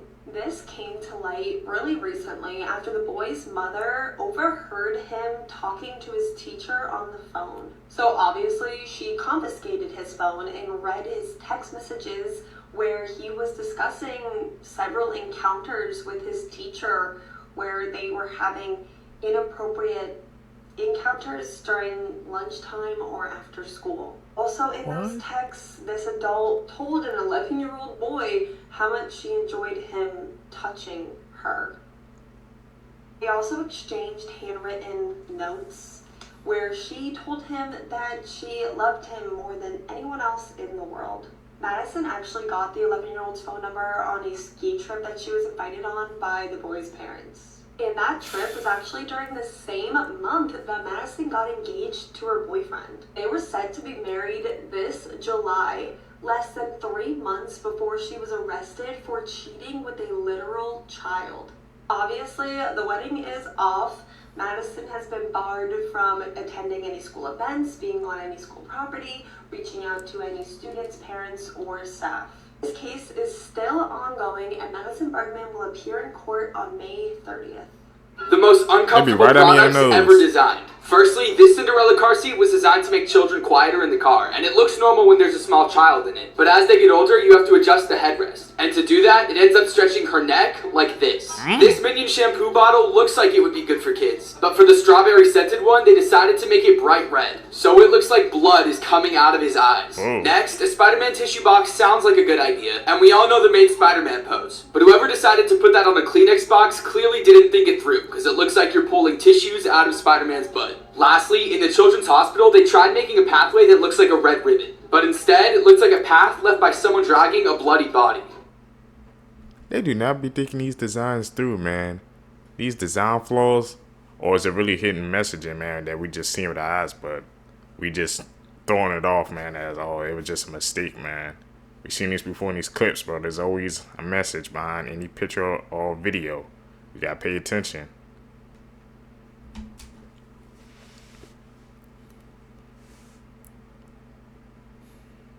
Edit. We can spot out the edits now, man. We experts at this, Seekers. I need you guys to call out the edits with me, man, down below. Gruesome facts you didn't know, part 283. Looking for a snack? A human tooth contains about 36 calories. In 2011, the Manchineel tree was given the title of the deadliest tree in the entire world by the Guinness Book of World Records. Why? The fruit that grows on the tree is highly toxic, as well as the sap from the leaves and stems. It is highly advised not to stand underneath one when it is raining, as the dripping water can transfer the toxins, resulting in painful blistering of the skin. A Chinese naval officer blew up an entire naval ship, killing 134 men because of a girl. On March 9th of 1978, a Chinese destroyer ship was rocked by a massive explosion while it was docked. More than 3,000 tons exploded in the water, which lasted almost 2 hours. China first believed it to be the work of Vietnam, but after a lengthy 6-month investigation, they found that the cause of the explosion was from one of their own naval officers. The naval officer named Lai was responsible for the warehouse that stored mines and depth charges. Before he enlisted in the military, he broke off a marriage with a woman he felt was unworthy of him. The girl he abandoned was so distraught that she took her own life, and her parents believed that he murdered her. When the army got wind of the incident, they revoked his position and banished him back to his hometown. But they needed him for a mission, so he wasn't immediately disbanded. but he did greatly fear the ridicule and hate he would get going back to his hometown. It is reported that he locked himself in the Arsenal warehouse and detonated one of the depth charges. We have to talk about this Venezuelan stalking case. This is Rebecca Garcia, a 32-year-old Venezuelan woman who's seen here just moments after she was caught hiding out in her victim's apartment building. And this week's podcast episode is all about her 7-year reign of terror. Here's a video of that woman where she jumps on the car of a woman that she's been stalking for 7 years named Coco. Damn. Fortunately, Venezuelan police told Coco, who's hiding out in this car, that there were no laws to protect women from harassment from other women, so she's never been able to get help. Though over the past 7 years, she has all these videos of Rebecca showing up to her house, harassing her, and then refusing to leave. One time she even woke up to see that Rebecca had come to her apartment in the middle of the night and left messages for her in pink chalk all over the street. And if that wasn't bad enough, Coco eventually found that Rebecca had self-published a book online full of violent fantasies, all about stuff that she wanted to do to her victims, like keep them in windowless rooms without food or water for days on end.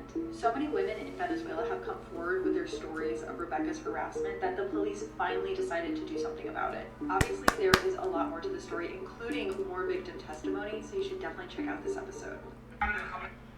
That's crazy, man, that there is no laws put in place, man, you know, in different parts of the world, but that she had to go through that, like a literal start. Like, imagine, like, trying to go live your life, like, every single day, but you can't, because once you go outside, this person that's stalking, harassing you is just there all day, but there's nothing the law can do about it.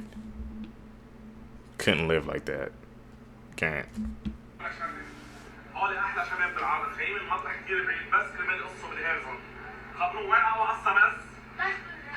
According to reports I found online, George Mubayed, who ran the account HairZone700, has recently been arrested for being a pedophile. There are a bunch of sources you can go to find this information online, but this is one of them.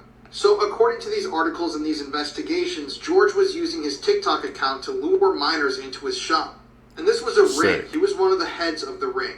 According to the reports, there were other members that were on TikTok that would actively work to get children into the shop. And they would all then participate in grapes against the children, which would be recorded, filmed, photos would be taken, and these photos would then be sold and posted on the dark web for other pedophiles to enjoy.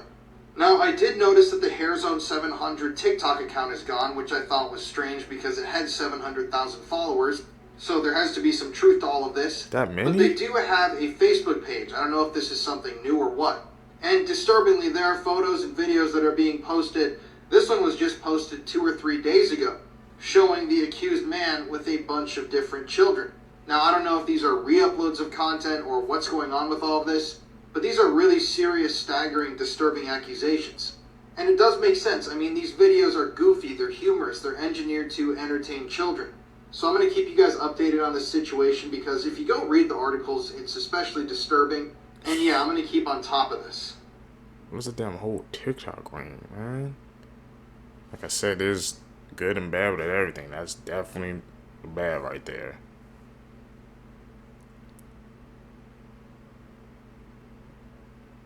Here's something about SpongeBob you probably didn't know. So you know how they live underwater, yet there's a whole beach for no reason? Yeah, we were all like, how is there water underwater? Well, there's actually such a thing as underwater lakes and rivers. In places like the Gulf of Mexico, seawater will often rise through a thick layer of salt that you'll often find at the seafloor. The rising water dissolves the salt layer, causing it to collapse, all while forming a depression.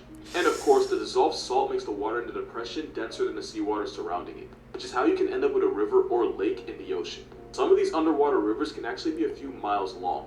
And underwater rivers, which are really just a mixture of saltwater and hydrogen sulfide, behave and flow as normal rivers. Now here's where I f*** you up. These underwater brine pools are 3 to 8 times saltier than the seawater around it, which is why animals like this eel that get too close can end up getting toxic shock while getting trapped inside. So in a weird way, it's actually possible for underwater animals to drown inside these brine pools. This eel got lucky, but normally most animals that mess around and get that close don't come out alive. Moral of this video, Hillenberg was a genius.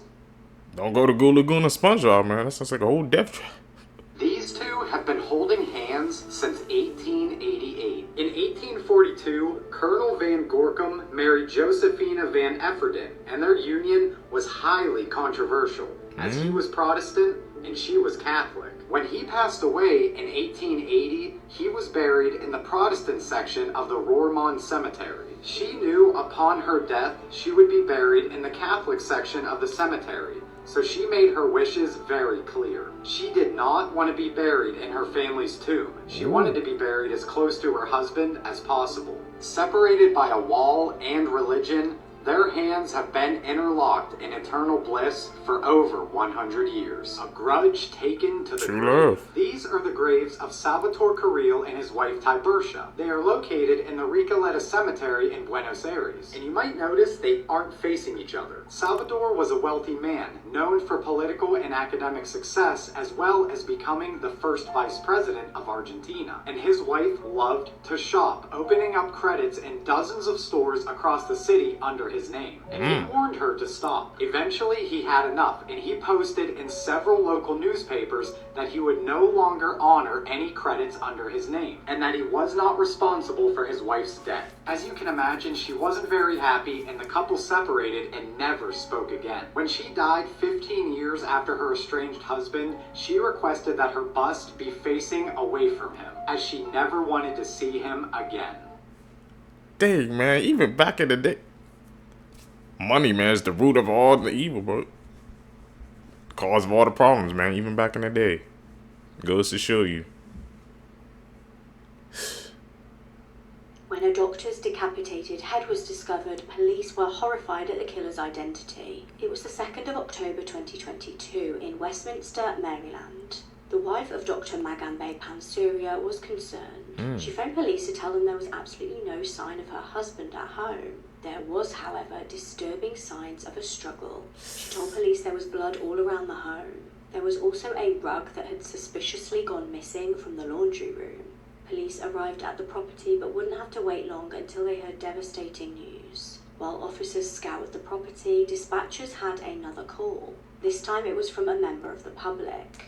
The distressed caller was on Medford Road and reported a body lying at the side of the road. The body was dismembered and wrapped in a rug that matched the one that had gone missing from the house. Meanwhile, investigators found blood at the property in the garage and the bathroom. Blood was also found on the road nearby. Then, when the doctor's son, Ravi, came home, more shocking discoveries. He had come back in the family truck, which also contained blood and human tissue. Ravi himself was also found in clothing that had blood on it, and he was found in possession of a bloody hatchet. The blood was ultimately determined to be his father's. Just days later, investigators found his dad's head and hands in a creek. An autopsy confirmed that the victim had been stabbed 45 times. He suffered blunt force injuries to the head. Ravi was ultimately convicted of first-degree murder and was given life in prison without the possibility of parole. A motive for the crime is unknown. The victim was said to be a funny and generous man who loved gardening and had a real ability to connect with others. This is maybe the scariest. Man, that'd be your own family, man. These cases, bro, would be opening my eyes. Like, how sometimes, man, you can't trust nobody in this world except for you. It's the sad truth, but that's the reality we live in, man. Like, bro, we still don't even know the motive behind it, but to do that to your own father, that's chilling, man. Biggest marketing campaign I've ever seen for a horror movie. And it's full of terrifying Easter eggs that are freaking viewers out. So on January 5th, Neon dropped a 30-second clip out of nowhere that just features a man calling 911. He says, "It's my daughter, I gotta be quiet, and that's not my daughter." Then it cuts to this chilling image, and then we get this code with no other context. People don't even know what movie this is for at this point. And in general, I cover a lot of dark pop culture stuff, so follow along if you're interested. Then a week later, we get another clip. Again, we have no context for what this is for, but it features someone unearthing something. But it's what is shown next that is freaking people out. It cuts to and holds on this image, which is kind of giving Valak. And Medical Movie Man realized if you brighten it, it becomes truly the stuff of nightmares. But then we get more code and no movie title. Until we get a trailer where it's revealed the code spells out Long Legs, the name of the movie. And through that, people realized the codes at the end of the other videos all had satanic messages. One said, "Hail Satan," another said, "Hell awaits," and another pointed to a verse in the Bible that mentions Satan. We've gotten a few more clips from Neon, and one of which includes this poem, which I'm still trying to make sense of. That one also ends with the phrase, "daughter of the seventh she." Some people think this is referring to how the seventh child of a seventh child is important in various occult circles. But mind you, people still don't know what this movie's about at all, other than the marketing materials are probably cursing us, and that Nicolas Cage is in this movie, though we haven't seen him in any of the trailers. Anyways, the movie comes out on July 12th, and it's directed by Osgood Perkins, who is the son of none other than Norman Bates himself. These are disturbing. Man, so I'm telling you, man, these freaking movies and TV shows, they like trying to put these hidden messages and trying to put them on the public, so but we're just not catching it. Like, they put those messages on just for like a movie trailer, but they put it in code so people couldn't break it down. A movie called Long Legs. It's always in those Hollywood circles, man. They have some, like, some dark energy or dark aura around them. And Nicolas Cage, he's been making a comeback recently in his acting career, so I don't know what to think about that. And he's starring in that movie. It's too many coincidences that I'm seeing right now. I don't like it. War crimes caught on camera explained, and this is a massive trigger warning. The video that I'm about to explain is pretty disturbing and lasting quite long, coming in at 6 minutes in length. The video isn't an easy watch at all, and some people even believe the video is not real whatsoever. But that hasn't been confirmed or denied. The video appears to be edited together. Some clips are clear and others are blurry. Also, the victim doesn't struggle at all, which is very surprising, especially once you hear about the situation he is in. And besides coughing a couple times, the victim doesn't make any noise at all, even though he is fully conscious. As you play the video, it takes place in a rural location, and you see two men in military gear holding two shovels, standing next to a deep, freshly dug grave. Then you see another two men enter shot, also in military gear, and they are bringing the victim to the grave. Once they get close to the grave, they push the victim into the grave, and the victim's hands are tied behind his back, and he has a bag over his head. After the victim falls into the grave, it's hard to make out, but it's possible the two men holding the shovels next to the grave strike the victim with them. The person filming then gets closer to the scene, and you see the victim lying face first into the grave. He coughs and makes a couple of sounds, but surprisingly doesn't scream once. Two of the men then quickly start shoveling dirt into the grave, while another hops into the grave to duct tape the man's feet together. As the men continue to shovel dirt into the grave, one of them says he's not dead yet. And for the next 6 minutes, the men continue to shovel dirt into the grave until it's completely full.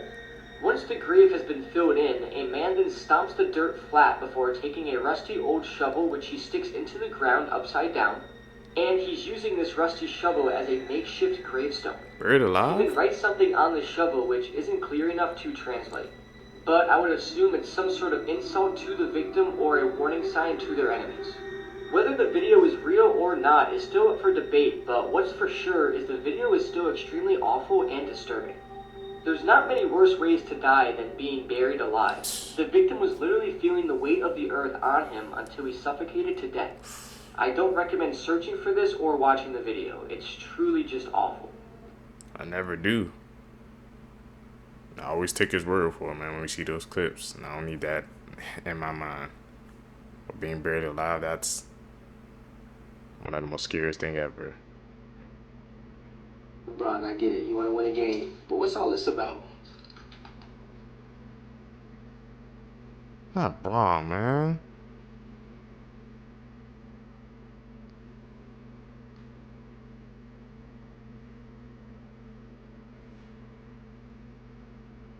What? Little fishy, if you ask me. Make sure to hit that follow button because tomorrow's video is crazy. Not This man injects his ex-lover with HIV and hepatitis when she leaves him. This is the horrifying case of Janice Turan. In 1994, Janice went to the doctors because she started to feel ill. There, the doctors told her she was pregnant. But she also learned she tested positive to HIV and hepatitis. So how did this happen to Janice? Janice had a vague idea who was behind it, and that was her ex-boyfriend. See, Janice was actually having an affair with Dr. Richard. He was a married man and he'd been seeing Janice for several years, promising her that he would leave his wife. But of course, he never did. Dr. Richard was also her personal doctor, so she saw him regularly for many things. Now, actual years have gone by and Janice has had enough. She's decided she's going to leave Dr. Richard. She tells him and he goes ballistic. He threatens to release her nude photos if she leaves. And so the affair actually continues. So Janice gets pregnant with her first child, and guess what? It's Dr. Richards. So he agrees to pay her child support while she has his kid, all whilst promising that he's going to leave his wife and kids, you know, essentially his other family. Cap. Now, after tolerating this for a few more years, Janice gets fed up. She gives him an ultimatum. She says, leave your wife or we're ending this affair. Dr. Richard chooses his wife, and Janice ends the affair. Now remember, he's also her personal doctor, and Janice goes in for vitamin shots every so often. A couple of months after the breakup, Dr. Richard gives Janice a call and says, I'm coming over, you're due for your vitamin shot. This is a little unexpected, but also normal because he gives her vitamin shots. And so he goes over to her house, gives her the shot, and leaves. They literally don't speak again. So Janice tells us the police, and they search Dr. Richard's office, and they find 2 vials of infected blood that he's keeping. He's arrested and charged with attempted murder. He's now serving 50 years in prison. If you want to hear more stories about real-life people, remember to follow. Last week... Man, that's why you have to be careful going to these doctors, especially, man, these personal doctors or something. If you go to them, you know them, because once the relationships go sour, goes bad, they can do whatever they want, man, to your body. And that was just a prime example, man. Just coming over for a shot. And but he had all that already set up just because he was pissed because she ended the affair because of a choice that he made. He didn't want to leave his wife. He couldn't take it. And then he went to the next level. Gotta be careful, man. This video went viral showing a group of teens dumping buckets of trash straight into the ocean. And yesterday, those teenagers finally turned themselves in. They've been identified as 15-year-old Charles R. and 16-year-old Michael K. The group was attending the annual Boca Bash event, where hundreds of people gather on their boats to party. A content creator called Wavy Boats starts filming this specific boat because it was speeding away from the event despite the huge swells, and accidentally captures them committing a crime. 4K. They captured the teens dumping 2 full trash cans filled with bottles, cans, and plastic cups straight into the ocean. And when they noticed the drone filming them, they started celebrating. Both teens have been charged with 1 count of causing pollution, a 3rd-degree felony. They face a maximum of 5 years in prison and a $50,000 fine if convicted.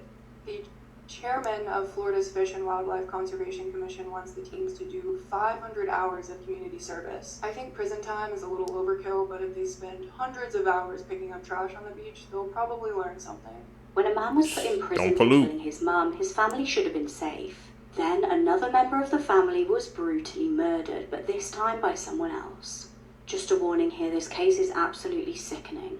In 2013, the dismembered body of Tanya Bird was discovered in suitcases in the Bronx. Now, if you haven't already watched my first video on this case, I advise you to go back, watch that video, and then come back to this one. Tanya's son, Basid, was pictured here holding her dismembered head. He was later convicted of her murder and jailed for 25 years to life. However, that was far from the end of the tragedies of this family. While Basid was in prison, another family member was about to be murdered again, but by another family member. Now, as I said in my previous video about this, convicted murderer Basid had a son when he went to jail. This was Zamea Coombs. He was a sweet little boy, aged just 4 in 2017. While his dad was in prison for killing his own mother, Zamea was in custody of his mum, 28-year-old Zara Coombs. She was dating somebody else at this point. She was no longer with Basid. In January 2017, Zara was at home with her little boy when he asked for something to eat. She refused to give him any food, so he took matters into his own hands and went over to the fridge to grab an egg. He then accidentally dropped the egg on the floor.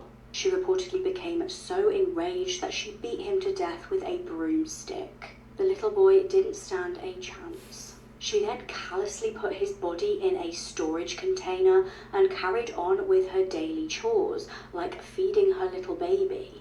When Zara's boyfriend returned about 20 minutes later, he found the absolutely horrifying scene. He was confronted by the realization that his girlfriend had just murdered her own child.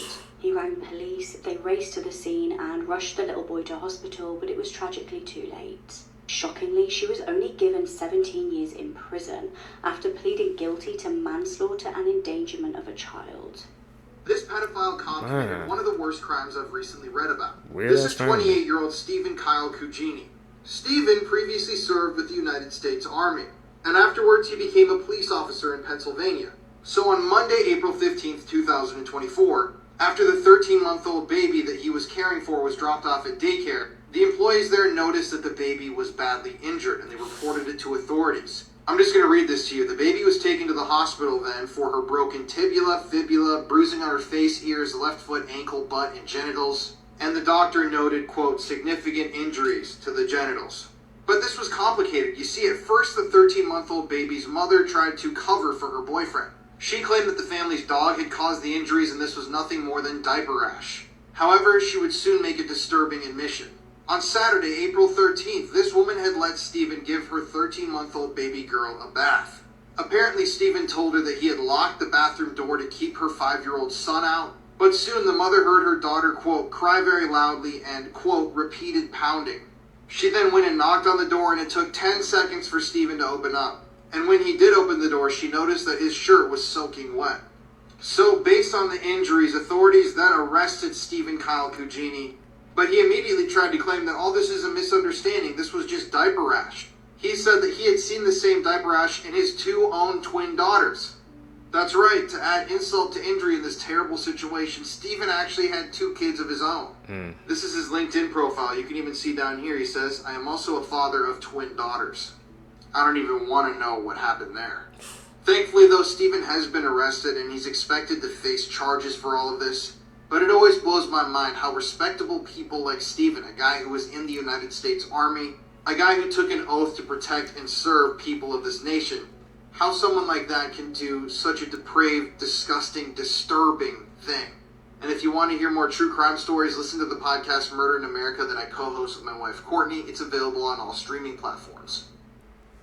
Accidentally knocking on the wrong door and then being murdered because of it. Well, that's what happened to 56-year-old Maria Cotto after visiting a client at an apartment building in Westchester. Maria was a caseworker for the county's Department of Social Services and was conducting home visits when she accidentally knocked on 31-year-old Hasim Jenkins' front door. When he answered the door, instead of directing Maria to the correct apartment, he punched her in the face. Maria tried running from him, but he chased her into a neighbor's apartment and he continued to kick her in the head with a pair of heavy boots. Somehow, while this was all going on, she managed to call 911, but when police arrived, Hasim claimed that Maria tried to stab him and that's why he beat her. But that never happened. She only knocked on his door because she thought that was her client's home. This poor lady suffered severe brain bleeding, brain swelling, and multiple facial fractures. She was placed on a ventilator, but unfortunately, she passed away a month later. When Hasim was arrested, Maria's phone was found in his pocket, and now he's facing a long list of charges, including second-degree murder. And something her family said, which is so sad, is that this all happened the year before Maria planned to retire. If you ever feel like someone's watching you, they probably are. This, my friends, is the Dark Watchers. Click the plus, drop a like, tag a friend, or they might find you. It is said that the Dark Watchers' faces have never been seen before. They make no noise and have never talked to anybody. But as soon as they have you in their sights, you're done for. My question to you guys is, would you still go outside? The Dark Watchers? Hell no. I'm more vigilant. This incestuous family took the lives of over 1,000 people. This is the true story of Wrong Turn. In the 16th century, a man named Sawney Bean decided to run away with his girlfriend to the shores of Galloway County in Scotland, where he began living in a cave, surviving by stealing food and belongings from passing tourists. Sawney Bean and his wife had children with whom they committed incest. This family began to grow, as they all had relationships with each other. Sawney Bean's clan grew to 48 people, and what they stole was no longer enough to eat. The Bean family began to take the lives of people who passed near their cave, and then eat them. For 25 years, this family survived doing this savage activity, until one day a couple was attacked by the Bean family, but the man managed to defend himself with a gun, but his wife did not survive. The man had discovered the cave of the Bean clan, so he decided to report it to the authorities. After that, the soldiers of the King of Scotland went to the cave where they captured the whole family, and then they were condemned to be burned at the stake. Russ McKamey from McKamey Manor, one of America's most infamous haunted house attractions, was just arrested. So if you don't know Russ McKamey, this is a long, dark rabbit hole. Basically, he runs an attraction called McKamey Manor. This is run on his property, out of his house, and it has been billed as the most extreme horror experience you could possibly put yourself through. Basically, when you sign up for this, you sign your life away. Inside of this attraction where you go on your own personal tour, they abuse people, they subject them to horrific mental torture, they force them to eat things, injure them, and do all sorts of just horrific stuff. Not for me. So for years, people have been questioning how this whole thing is legal, because it really does sit on the very edge of what's legal and what's illegal when it comes to physical abuse and harm. But just a few days ago, Russ McCamey, the guy that owns and operates this place, was arrested. But it wasn't for charges based on his haunted house attraction. Whoa. He has actually been charged with second-degree attempted murder, rape, and domestic assault. These charges are coming from Russ's ex-girlfriend, who's claiming that he tried to kill her on multiple occasions. And the arrest affidavit even states that at one point Russ allegedly strangled her out of consciousness. And on Friday, July 19th, the police said that Russ had raped his girlfriend and strangled her again, which would be the second time that he did so. So we're going to see how this case plays out. I will keep y'all updated. But this is shocking news. I mean, I've followed this story for almost 10 years now. I've always thought what he was doing was extremely bizarre and disturbing. Especially the fact that he films all of these tortures, these legal tortures, and sells them to people online, which is just an even more disturbing element to me, that there are people out there that purchase this stuff and probably get off on it. But yeah, what do you think about McCamey Manor? Let me know in the comment section below. They need to shut that place down, bro. I don't sound like a freaking haunted house. That just sounds like a damn torture chamber. And he's selling those videos online to make them profit. The signs are all right there. Just have to pay attention.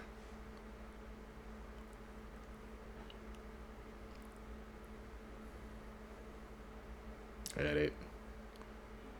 Call them when we see it. Creepiest home camera footage.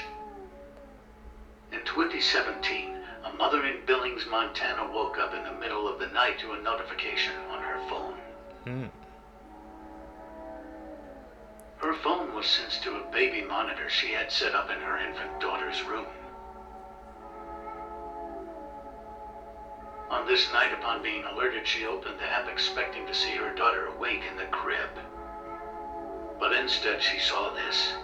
A man she didn't know is seen crouched down in the room. She saw this and ran to the room to retrieve her daughter and run out the house. She didn't see anyone in the room, but wasn't exactly looking.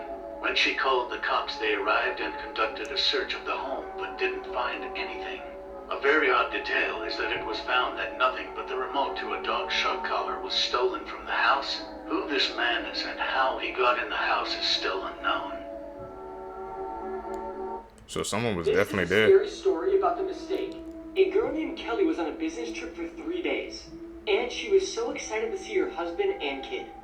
But when she got home, the only one that was waiting for her was her kid. Kelly then asked, "Where's Daddy?" and her kid then said, "Upstairs with a girl."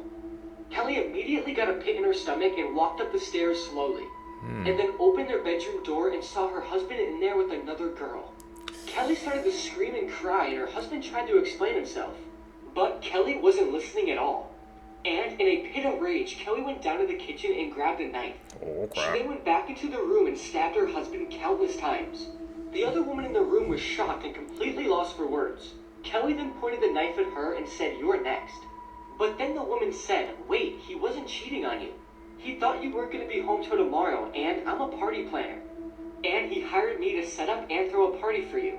The woman then showed Kelly the idea her husband had. Kelly then dropped the knife and couldn't believe what she just did. Kelly then went downstairs, grabbed her kid, and left. And to this day, nobody has ever seen Kelly or her kid again. Scary Is that a facts true you'll story? think about at night. Horned Scary. lizards squirt blood from their eyes. The Devil's Bible is a real book. If the sun exploded, you would not know about it for 8 minutes. 20% of children report hearing voices. Scary facts you wish you knew. Okay. There's a shack called the Devil's Toy Box in Louisiana. And for some reason, people who go in lose their minds. You know the tingly feeling you get when you eat a pineapple? Well, that's because the pineapple is eating you. It has an enzyme called bromelain, and that enzyme eats meat, which you're made of. I'm gonna stick to watermelon. No one can comment on this video and get 0 likes. Sharks have been around for 420 million years, meaning they have survived all 4 big mass extinctions, making them older than dinosaurs, Mount Everest, and even some trees on this planet. Yet we could potentially see them go extinct in our lifetime. The person who invented homework came up with the idea as a punishment for his students. Now you can check if your phone activity is being monitored. Just click on share, slide all the way to the end, click more, and if any apps appear before your contacts, you should delete it immediately. This is a photo of Lyndon B. Johnson. In it, he's being sworn as president, just 2 hours after JFK was unalived. And the woman he's standing next to is Jackie Kennedy, who still had her husband's blood on her shirt. Lyndon B. Johnson turned to his friend, Albert Thompson, while Albert smirked and winked back. The photographer who captured the picture called the photo completely sinister. Doja Cat scares me. Studies show that people who like and follow me get smarter every day. That thing with bromine, man, about eating pineapples, I know like a couple of y'all had that feeling, you know, you eat pineapples, you feel something on your tongue. I was like, I've always wanted to know, like, why did that happen after eating a couple pieces of pineapple? And we know the pineapple was eating me back, bro. Learning some wild facts today, man. Things that bother you, they never bother me.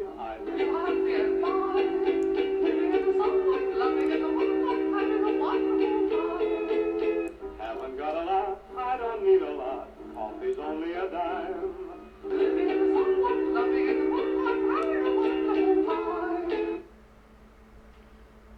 Oh, some stuff from back now, back in the day. You probably didn't know about.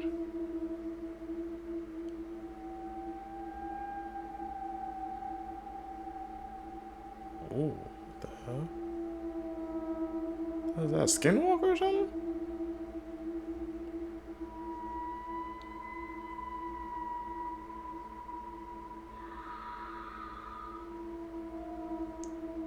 We definitely heard that.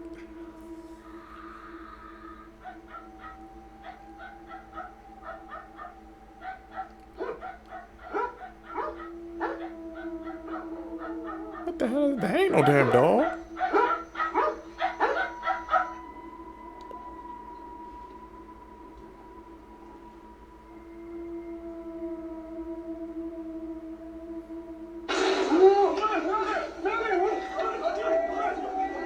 Okay.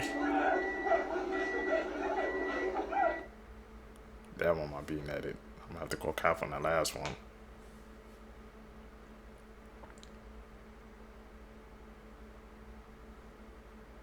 Creepiest things found in movie backgrounds. In the movie It, when Ben is reading about Derry's past in the library, the elder librarian can be seen in the background turning towards him and staring at him with a deeply unsettling grin. She remains out of focus the whole time, and the movie never highlights her creepy behavior. In the movie Hereditary, when Peter wakes up in the darkened and eerily silent house, you can spot his possessed mom hovering in the corner of the ceiling and staring at him. When he turns towards the corner she is at, she is then seen crawling away in the other direction without making a sound. In the movie Insidious, Renee spots a little ghost boy through the window dancing to Tiptoe Through the Tulips. But the ghost can actually be seen before Renee spots him dancing. Right in this scene when she tosses clothes in the laundry hamper. You can see the boy standing just to her left and facing the wall. You watched Longlegs, but you didn't quite get it. Let me help you. The movie centers entirely around the Book of Revelation, also known as the Book of the Apocalypse. And throughout the movie, Michael Monroe's character repeats a chapter of the book. The dragon stood on the shore of the sea, and I saw a beast coming out of the sea. It had 10 horns and 7 heads, with 10 crowns on its horns,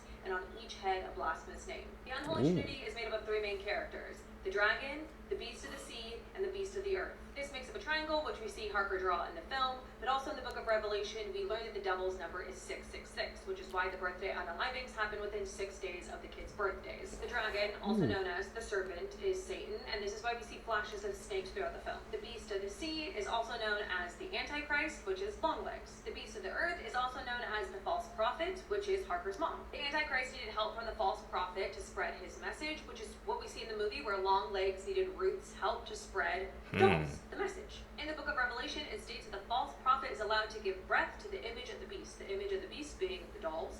And the quote continues to say, so that the image of the beast can even speak and might cause those who would not worship the image of the beast to be slain. This is why the dolls have the little silver ball in their head, because it holds parts of the Antichrist in them, and the dolls and the ball are able to speak to the families. And if they didn't worship the beast, then they'd be...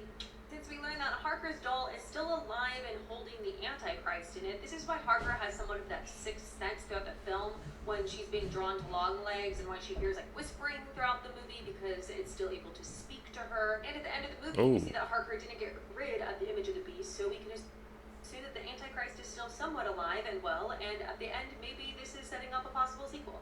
Top 5 countries with the longest school days. Australia, 6.5 hours. France, 8 hours. South Korea, 8 hours. Kenya, 8 hours. China, 9.5 hours. Could you guys imagine, man, being in school for 9.5 hours, bro? I remember when I was complaining about the freaking my school hours, man, but I couldn't survive 9.5 hours in school, bro. I couldn't. Last words of Satanists before dying. Aleister Crowley. I am perplexed. Anton Lavey. Oh my, what have I done? There is something very wrong. David Hume. I am in flames. Voltaire.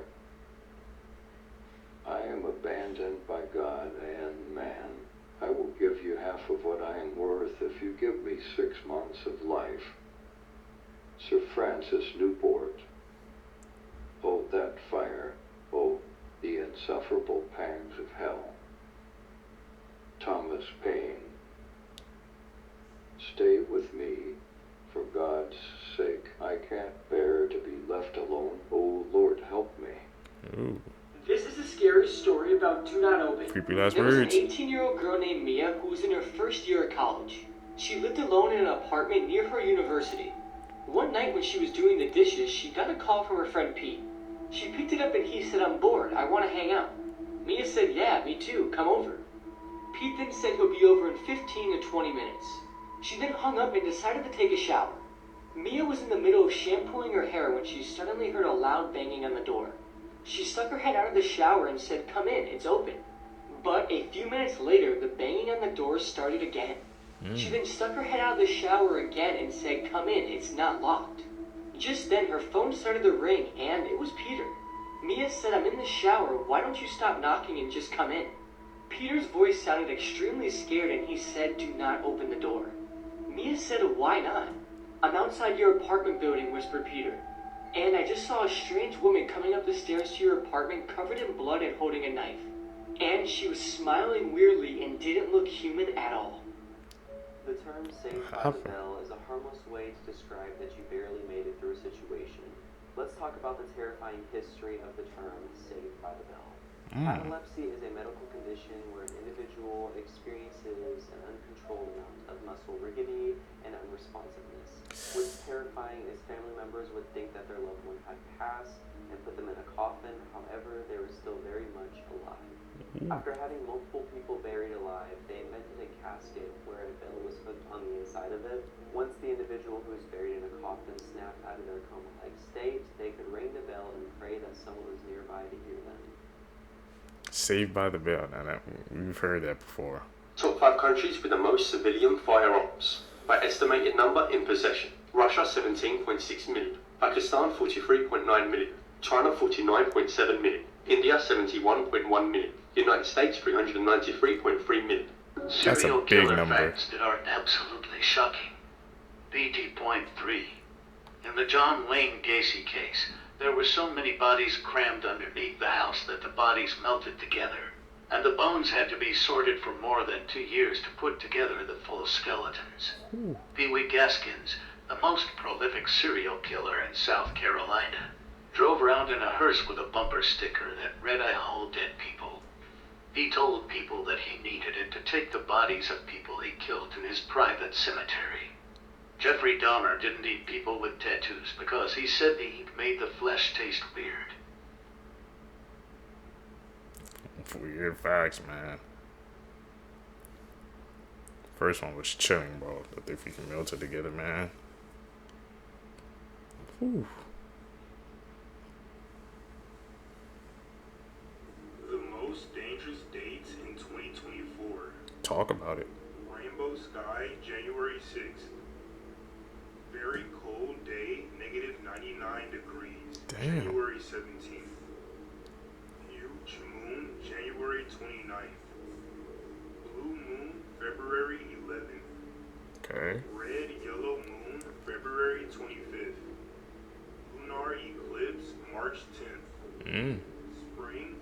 Thunderstorm, March 22nd.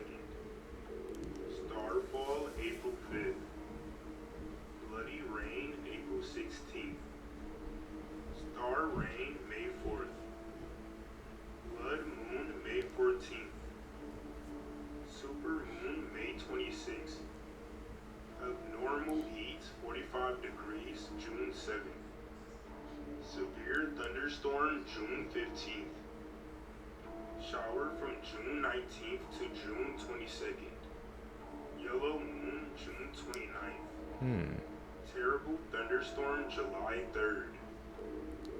Severe Thunderstorm with hail on July 11th. Just natural disasters? This horror game used your webcam and social media profiles in order to create your own personal horror, but it no longer exists. Let's talk about Asylum 626. Okay. More obscure horror games right here. Asylum 626 is the sequel to Hotel 626, and this one is even more ambitious. And yes, this was also a game to promote 2 new Doritos flavors that they were bringing back. Before playing, the game actually has you log into your Facebook profile, and it uses it in a pretty interesting way. The game will show you an image of 2 people tied up with 2 photos next to each person. And each of these photos are pictures of your friends from your Facebook profile. You basically have to choose which friend gets tortured in the asylum. There's also a jump scare scene where you have to look deep in a dirty sink, and it will actually show your webcam image as the reflection in the water. The game would also make an actual post on your Facebook page alerting which friend you chose to be tortured in the asylum. It was actually pretty interesting. It's really a shame we can't play Hotel 626 or Asylum 626 anymore. Let's talk about the... What the hell happened to those games, man? Why did they just suddenly disappear off the net? Never used to promote Doritos. Very weird, man. Lore behind a disturbing god from fear and hunger.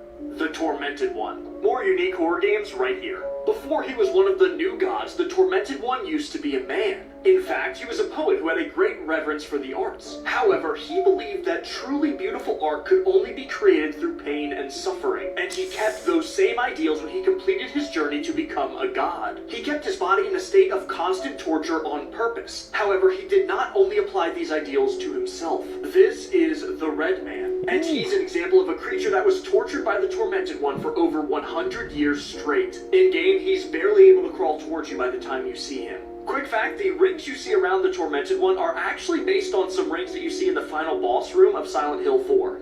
Horses are much bigger than people, so naturally they just have a lot more blood than we do. So whenever horses get nosebleeds, it ends up looking like a whole crime scene.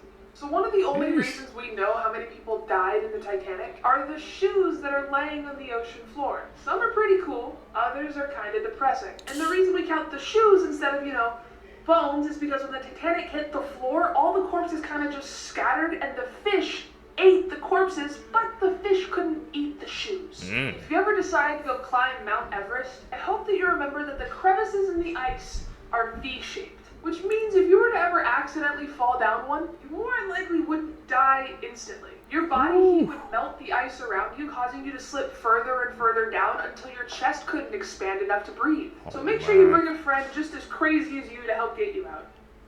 If the bone in the leg breaks and shatters completely, here's how doctors fix it. Let's find out. First, the person is anesthetized to prevent pain. The doctor makes an incision over the leg at the location of the break, then extracts the entire bone. Holes are made above the knee and on the side of the leg, and then an intramedullary rod is inserted between the bones in such a manner. Subsequently, this intramedullary rod is fixed with metal in a way that it does not move. Afterward, a hole is made above the bone and a wire is threaded through it. Then a tourniquet circular friction lathe machine is attached over the leg, and these wires are connected to it. This machine has 2 bolts on the sides, which function like buttons. When these are turned, the machine starts to separate the bones. Thus, bones that have been misaligned and entangled due to the injury are separated and straightened with the help of this machine. And within a few days, the bone starts to heal. Weird process, man. I can't even imagine having to go through that. Rod in your leg. This is insane. The big Texan. These are scary cartoon truths that would terrify you. Texan? Part 10. Okay, so Hello Kitty was created back in the 1970s by a Chinese woman whose daughter had cancer. The doctors told the mother there was nothing she could do, and her daughter will die. The mother then went to every church and prayed for her daughter, but none of it worked. The mother then became very desperate and turned to devil worshipping and satanic rituals. She then made a pact with the devil himself. But if the devil cured her daughter's cancer, he wanted one thing in return. He wanted her to create a cartoon character to appeal to children all over the world and to trick people into worshipping the devil. And when her daughter recovered from cancer, she kept her promise and created Hello Kitty. Hello Kitty is no mouth because her daughter had mouth cancer. Her pointy ears represent the devil's horns. The word kitty means demon in Chinese, so Hello Kitty actually means hello demon. The more you know, man. She made a deal with the devil. Strange insectoid creatures were scattered across large segments of Chicago's oldest sewer system. They were forming true nests of creatures that had never seen the light of day, feeding on waste, moisture, and in ways that have not been possible to determine. Is this an edit, y'all? I think we're gonna have to go with edit.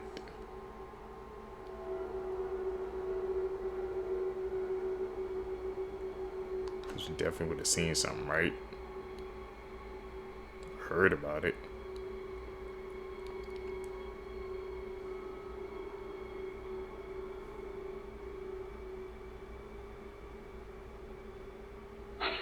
The following records revealed the presence of hyperdeveloped creatures inhabiting the tunnels. Contact with these creatures was mostly through probes with cameras, although on some occasions. So about I'm gonna have to go cap on that one. 3 little girls were murdered in a dance class by a teenager, and 10 others were injured. Of course, that teenager was arrested, but official sources never identified who this guy is exactly. There were several protests and riots in the UK across several cities in the country, and there was a mosque that was destroyed and burned down as a form of revenge because of what happened in Southport. About 1 day later after this incident, the government, the media, and the police have officially identified who the killer is. He's a teenager named Axel Udakubana from Rwanda. That is a Christian, not a Muslim, a Christian. Are you gonna burn down a church now that you know he's a Christian? Is that the natural response we as people should have?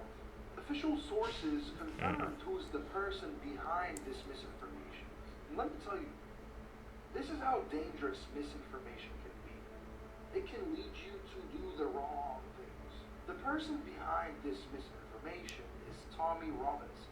Tommy Robinson is an anti-Islam activist. Most of the biggest platform he has is on X, Twitter. That was where he tweeted that this guy, the murderer, was a Muslim. And you know, because of his contribution to this information, these riots happened, and innocent people were injured, and a mosque was burned down. I'm not sure if it was one or more than one. To be honest, I don't even know the guy. I just heard of him today from an official news site that said Tommy Robinson was the main contributor to the misinformation that led to these riots. People are so gullible to the internet. Really. Like, I mean this with no offense, but you guys are. It's really bad. Yeah, shoot. Is that why I've been seeing, like, every single time when I go on X or Twitter, I just keep seeing UK trending, or I'll be seeing, like, freaking, you know, must tweet about Twitter or X. How they said how they actually, they're trying to ban, they said they're trying to arrest people who post, I guess, stuff, like, on Twitter or X. I guess if it's misinformation, maybe this is where it came from. The more you know, Seekers. We was learning out here today watching these clips. If you guys made it with me to the end, you're a true seeker seeking the truth. I really appreciate the support, man. Like I said, guys, make sure you guys hit that post notification bell so you always get notified when I upload a video. Also, hit that like button down below, man. It's going to help us push us in the algorithm. Guys, gonna catch you in the next one, man. I'm out. Peace, YouTube.